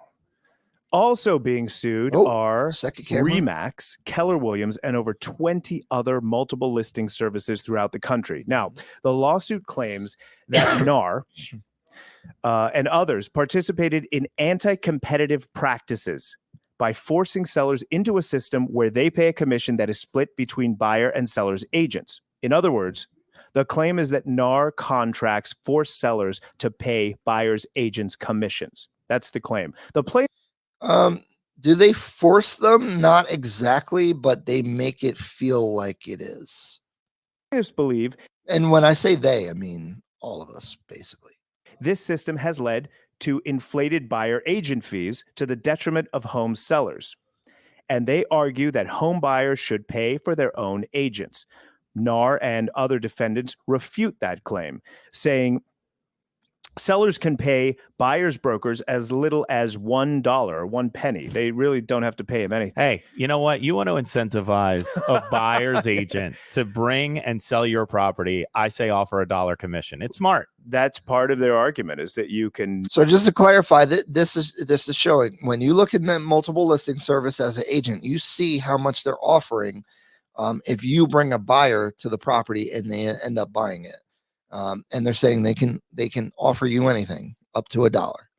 So it is open. Secretly through private markets offer them a lower incentives or greater incentives to show your property. They don't like that. Here's the thing: if you offer a low incentive, less buyers agents are going to show the property, even though technically if it's the right property for their client, they have a bit of a responsibility to show them that property. The counter to that is that agents will steer away from lower commissions, which are publicized. You don't buy it. Look, in 2021, discount brokerage Rex Real Estate released 700 calls with agents from across the nations. The calls showed agents wouldn't show properties with lower commissions. You don't believe that? No. I believe it, but they have to be out of line, though. It'd have to be like really low, I think, for most agents to like not show it completely. But where the nuance is, and maybe they'll talk about it, is if it's a 2% commission, and then say your client likes 2 houses and one's 2% commission and one's 3%, the words that you say to them that may or may not influence them about the 2%, you might be less persuasive. And I'm not look, I think for me personally, the ethics trump everything. If it's the right house, I got to tell them it's the right house, regardless of what I'm getting paid. And I've definitely done that in plenty of situations. But you don't want to create a system. We're talking about creating a system. We're talking about big picture stuff here in this live today. And so just like the HOA system is getting out of hand, we don't want to create a system that disincentivizes certain houses to not get shown. We want our buyers to be able to look at everything equally, and the buyer's agent to not put their thumb on the scale one direction or the other because of commission. I think that would serve everyone best. The sellers complaining about having to pay all the commission is a problem, though. Well, is it a problem? Is it not? I mean, I get where they're coming from, at least. And if you guys are in here, this is an interactive show. So ask your questions, comment. It doesn't have to be about what we're talking about in the video. I'll answer any real estate related or business questions. Chop it up with me, whatever you want to talk about. We do have a link if you want to hop on and like be on video, or just you can call me. I have all kinds of different ways. So if you're interested in chopping it up, let me know and you can hop on a call or just comment.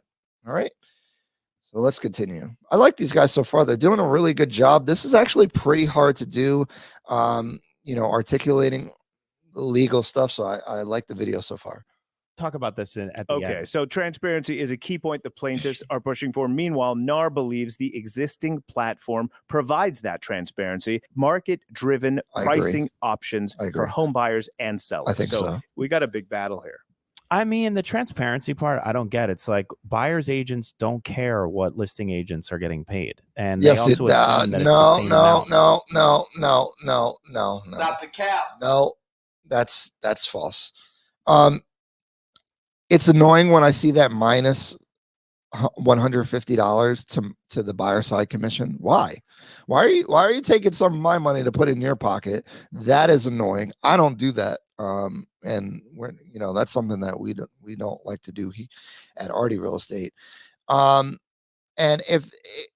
you won't know what they're getting paid till you see the final documents at closing.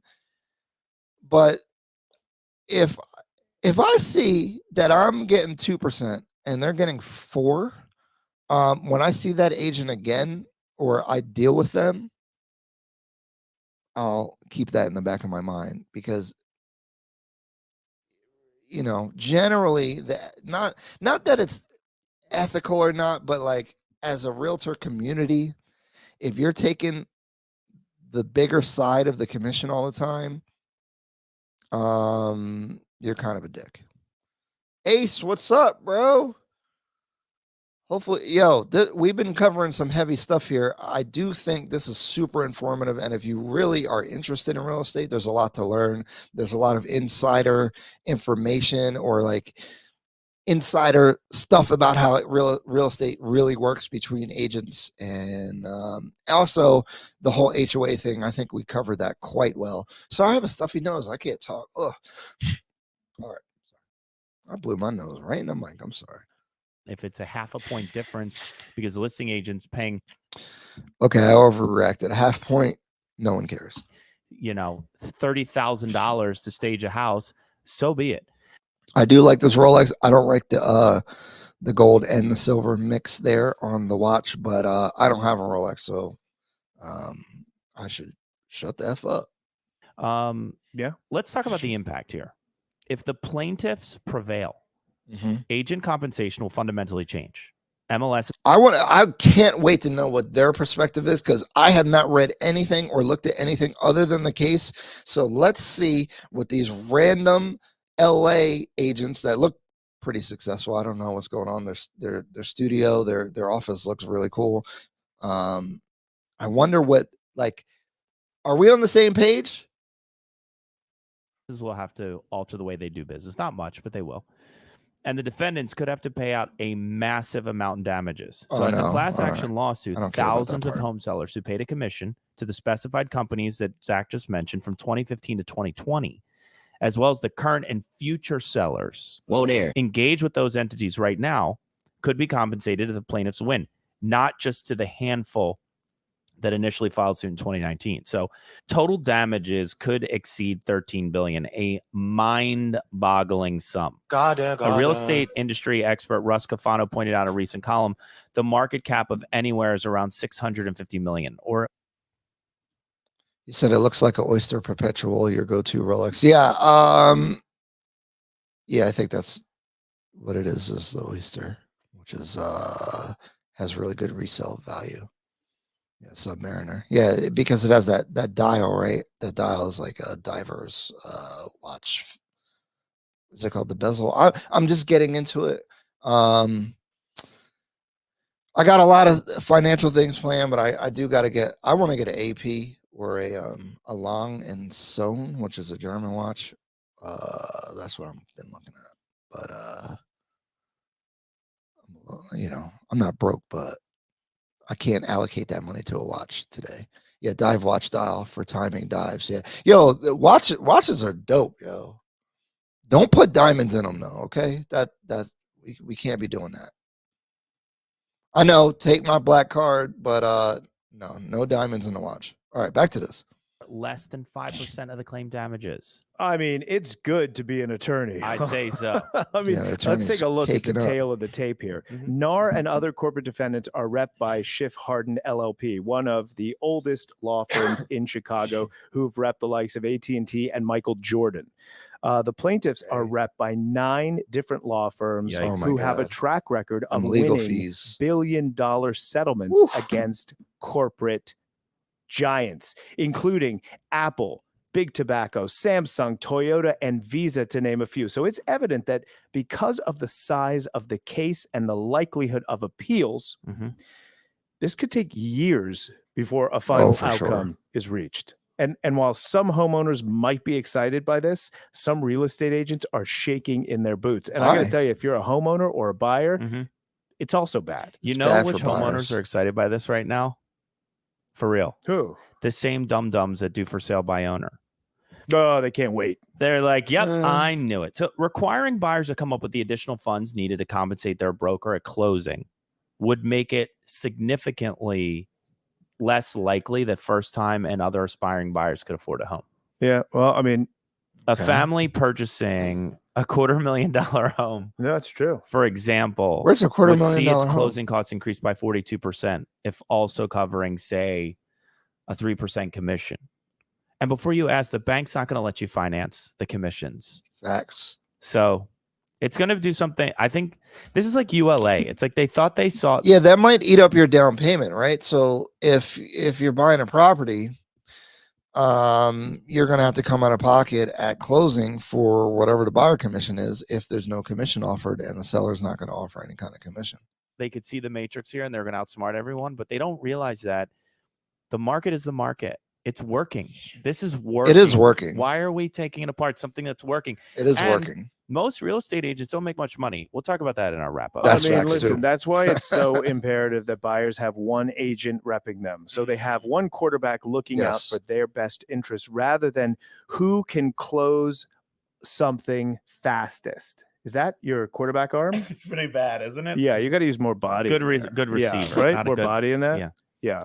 It's imperative that you have one quarterback rather than a slew of agents looking to close you fastest, which is they don't give a shit what you buy. They just want you to buy something your best interest is not in mind. By the way, that's kind of the same script I say when people. So that is a thing about if this is a problem right now. So during the pandemic, there was 1 million buyers and I was driving around going crazy, working with a lot of people, but offers were harder to get accepted, especially because a lot of my people are FHA, first-time buyers, because I promote home ownership and getting your foot in the door and all that kind of stuff. So very challenging to work with them.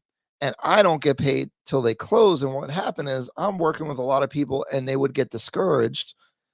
They were qualified and would be able to buy, but there was the competition at the time in 2020 was so challenging that a lot of people fell off. So I'm losing time and money driving people around, showing houses, writing offers, negotiating, and then you can't get the deal done and you get nothing as a buyer's agent.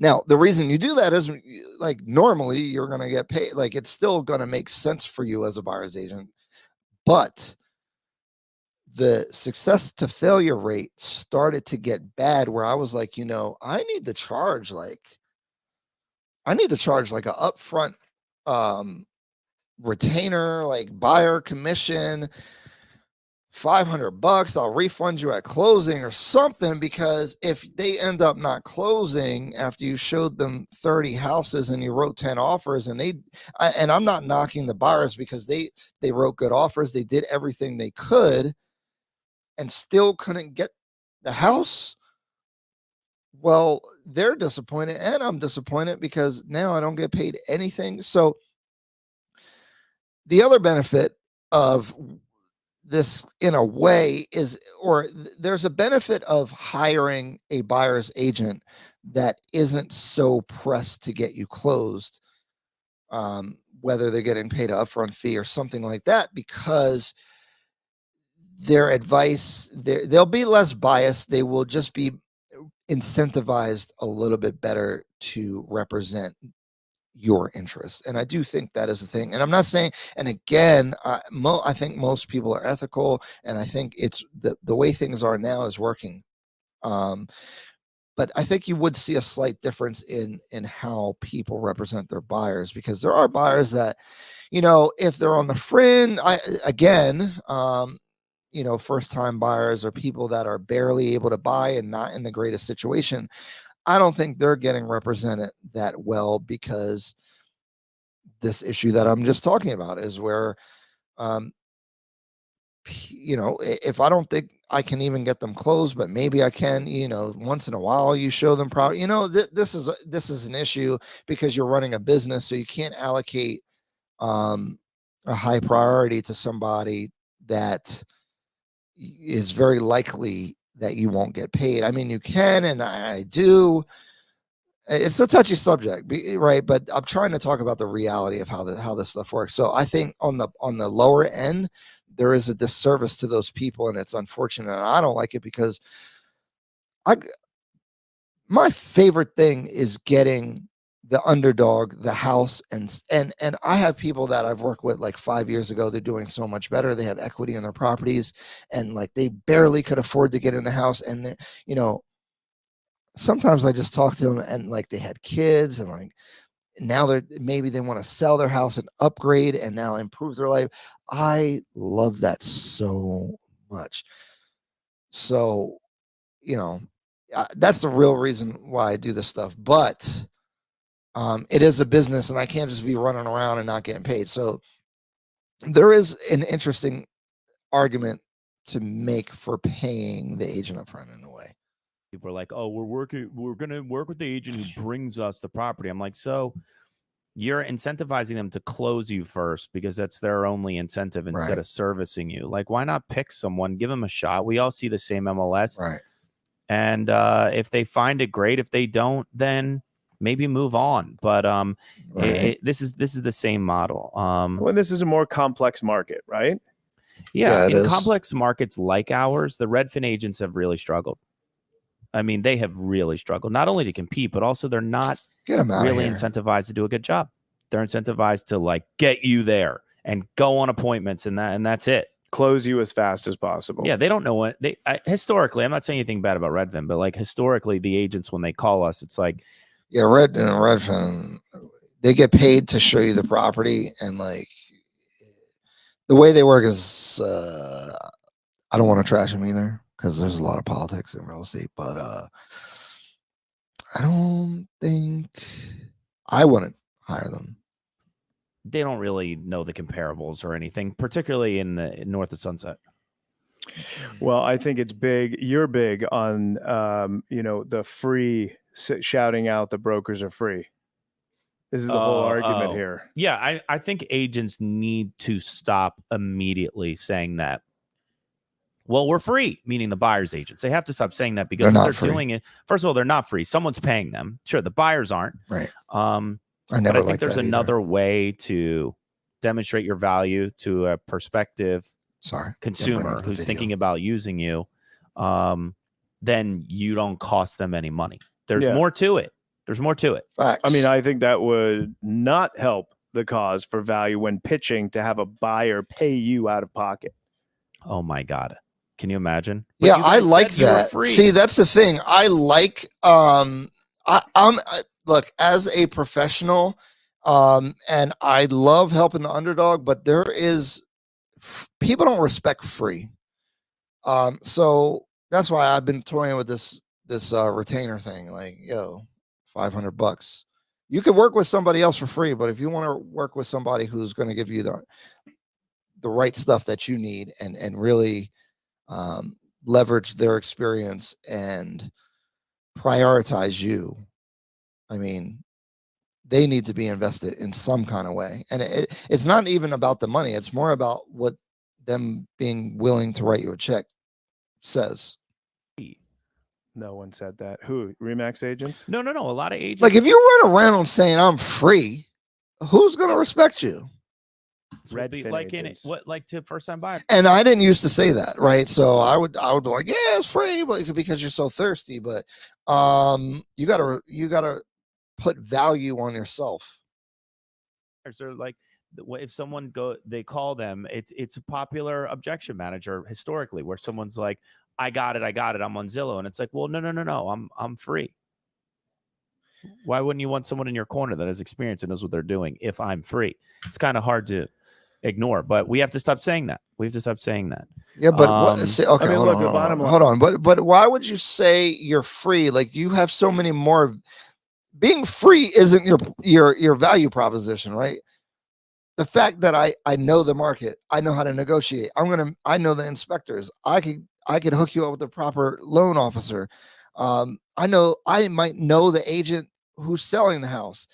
I know this area. Oh, I know,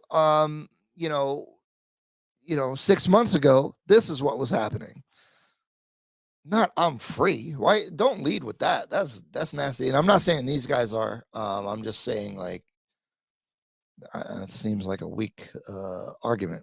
Mine is this Christopher Moron guy was so pissed he had to pay the buyer's broker for bringing that buyer that he sued NAR. Wait, before we get into this rant portion, I think we should still continue talking about what agents should do. I think, like we just said, what else do you think agents should do? One thing, agents, obviously, they should not say they're free. I think also, in preparation for this, they really need to shift their marketing message. They need to go all in on listings.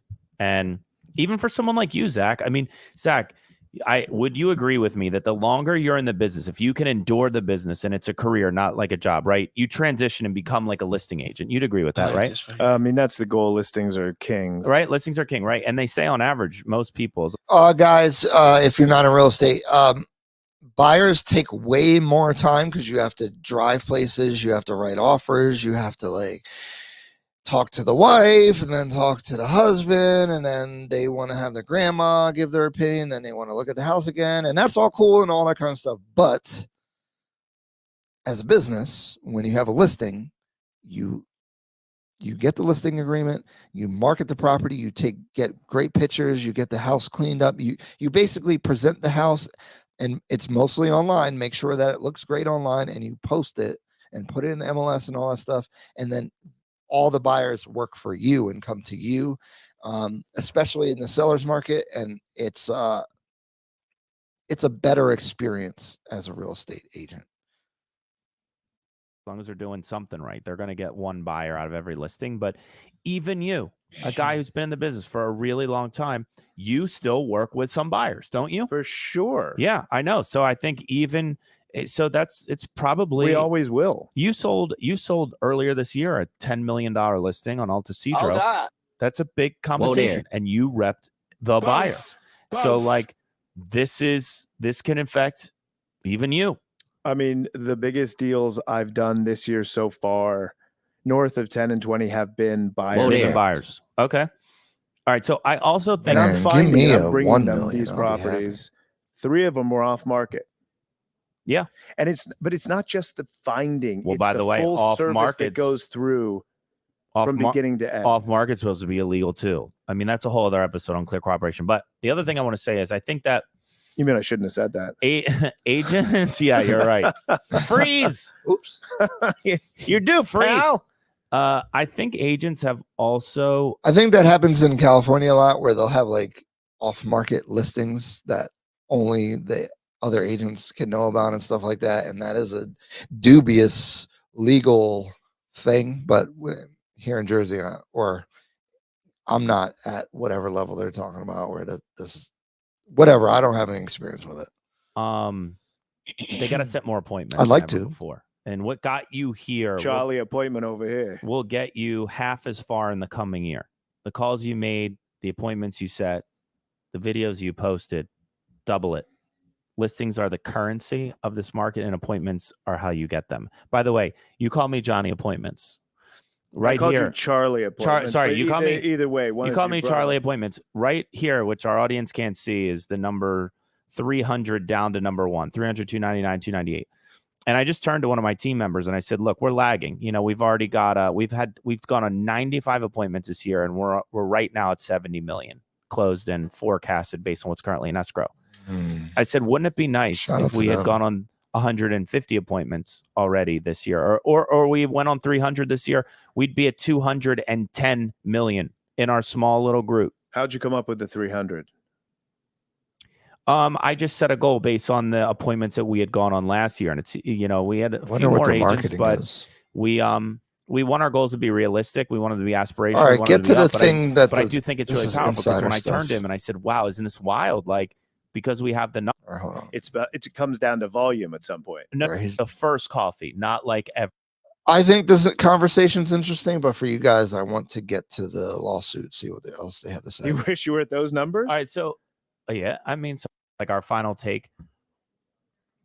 You brought up this Rex thing early on where like 600 agents were on a call and they said we would not go show listings if they were lower compensation, right? I'm getting that right. Get back to that. I think that, and you tell me what you do, but I think I know the answer. When I search for listings on my multiple listing service, we have the ability to search based upon the commission that's being offered. You can? I never do that because I trust there's going to be an industry standard. Well, that kind of makes the argument, because if you can filter out where they're offering lower commission, clients might not even see those properties. You're not going to send them. He's saying he doesn't do that, which is fine, and I wouldn't do that. I didn't even know you could. So if you can in our system, I didn't know, but that's kind of nasty. Standard or like a little bit below it. Sometimes maybe a little bit above it. Well, we also have our clients' best interest in mind because we're in it for the long haul. So we're not just like, commission cutting here based on what we find. We're finding the best properties. That works, but when someone's can't pay their light bill, then that gets a little hairy. For our client, that comes first and foremost. Sure. I don't even look at commission breakdowns like you. So you should, because sometimes they get them wrong. I caught one the other day where they had it in as 2%. It's 2.5%. That's wow. Well, how'd you know that? Because I looked at the commission breakdown. Oh, you said you don't look at commission breakdowns. The commission breakdown is a form that we use internally? No, I know, but if you have the buyer, Roma, how are you finding that the commission for your representation of the buyer was 2.5 instead of 2? Oh. So we're saying the same thing. The CSO is the 2.5%. You and I are saying the same thing. What I'm saying is that I never look at it. However, if this goes through and then all of a sudden there's a large group that's advertising 0 or 1%, that's going to force us as agents at scale to not prioritize those properties, because right. That causes most real estate agents. That actually causes the problem that I think this lawsuit is trying to solve worse. It's in our country, probably make like 60K. Because now people are going to discriminate against properties more that are offering lower commission, or if you don't know what the commission is. Or less a year. That's not a living wage, really, I think, in a lot of metropolitan cities today. No, so they're going to fight for it because they'd rather be on salary. Those guys, they'll probably make just as much being salaried. Well, there's going to only be so many salaried agents that the corporations can use, and as the market goes up and down, they're going to lay people off. It's not the spirit of real estate anyway. You come to the table, a buyer and a seller, with a price in mind on both sides, and this guy wants to sell, this guy wants to buy, and you come to a meeting of the minds and you've negotiated, just like the commission. It's all negotiable. It's all what you put in it is what you're going to get back. I just feel like I do think the companies are like Zillow, Redfin. They are trying to take that away. And that is a good thing that NAR is fighting, I guess, at least for agents, because if you're going to have a salaried person that just ho-hum showing you houses, because you're always probably going to have negotiation. I don't think they're going to be able to CarMax real estate transactions because there's so much inefficiency and there's just a lot of flexibility. It's not like going to Walmart or buying something or even a car. There's just a lot to it where there's going to have to be negotiations. You have inspections and contingencies and all kinds of stuff. And is some salaried person, other businesses or professions like sports agents or lawyers don't operate this way on complex purchases. There's a really cool private jet sales guy, and I bet you he is not getting a salary. He is getting a commission or a percentage, or I don't know if he owns the planes or whatever. And I wish I knew his channel, because you check it out if you're into sales or just cool stuff, because his demeanor and the way he sells is really awesome. But basically what I'm saying is, in certain type of sales, a flat fee person to manage that sale or to be a custodian for the sale and represent a client is not going to work, in my opinion. Two other things I want to quickly add. One, the reason why the listing brokerage negotiates the compensation with the seller is because, generally speaking, the buyer's agents, or the people who are mostly doing buyers, they're not as experienced or they don't have as much mileage in the game. So they allow us on the listing side to go fight for the gross compensation, which we share. And 99.99% of the time, we split it down the middle. I like this right. That's number one. And that's one of the things that the plaintiffs are fighting, is they want that exposed. They feel like you shouldn't be in control as the listing side of the buyer broker's commission. And then the other thing is, you and I were talking about this before we came on, and you were like, the Merle guy, he's upset because he's like, why should I have to pay the buyer's commission? He's negotiating against me. Why am I paying him? I think what Merle's forgetting is that if the deal doesn't go through, the buyer's agent gets zero.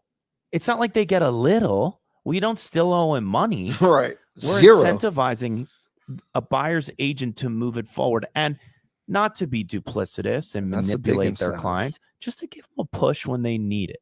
They need that objectivity, because buyers. So this is a thing. The people get and actually this is like, seems like the whole lawsuit. People get stuck on little things or get emotional in a deal, and actually the buyer and the seller's agent can help solve that, because sometimes people will hurt their own interest by being upset about something dumb.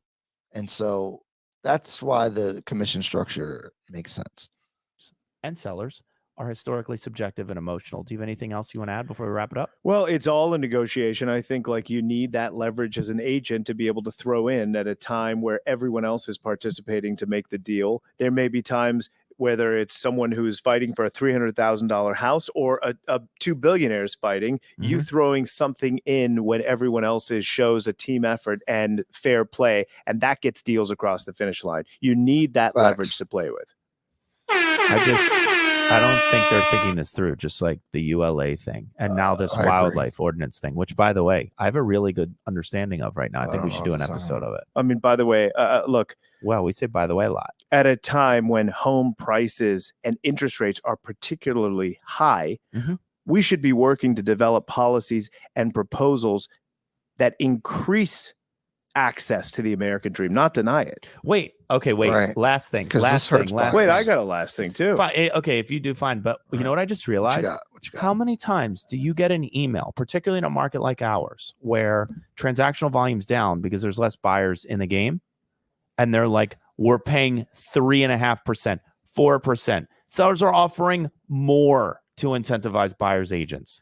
Why are we now trying to remove this industry standard that is working? I don't find myself going on Instagram and seeing consumers being like, this is BS. We're to pay the people that literally, we're sitting here at the agency in Beverly Hills right now, right? Ground zero, one of the real estate centers of the universe. We get no salary. We get no benefits. We get no leads. And our checks are a little chunkier because why? Because sometimes it's months between checks. So I'm exaggerating a little in the time frame, but you're right. We're taking the risk, high risk, higher reward. If you bring that buyer and help convince them that that house is right for them, and you've brought the buyer and you've negotiated the deal and you've run the transaction, fucking A, you're welcome. Yeah, the buyer should be. When I sell a house, when I sell a property, I don't rep myself because I'll get too fucking crazy. I'll bring someone else in. And if another agent brings me, if you bring me a buyer for my house that pays me what I want, I'm fucking happy to pay you, bro. You'd rep yourself.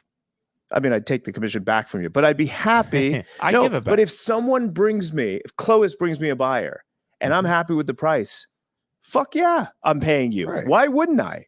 That's what they are kind of working for you, brought right? It to me.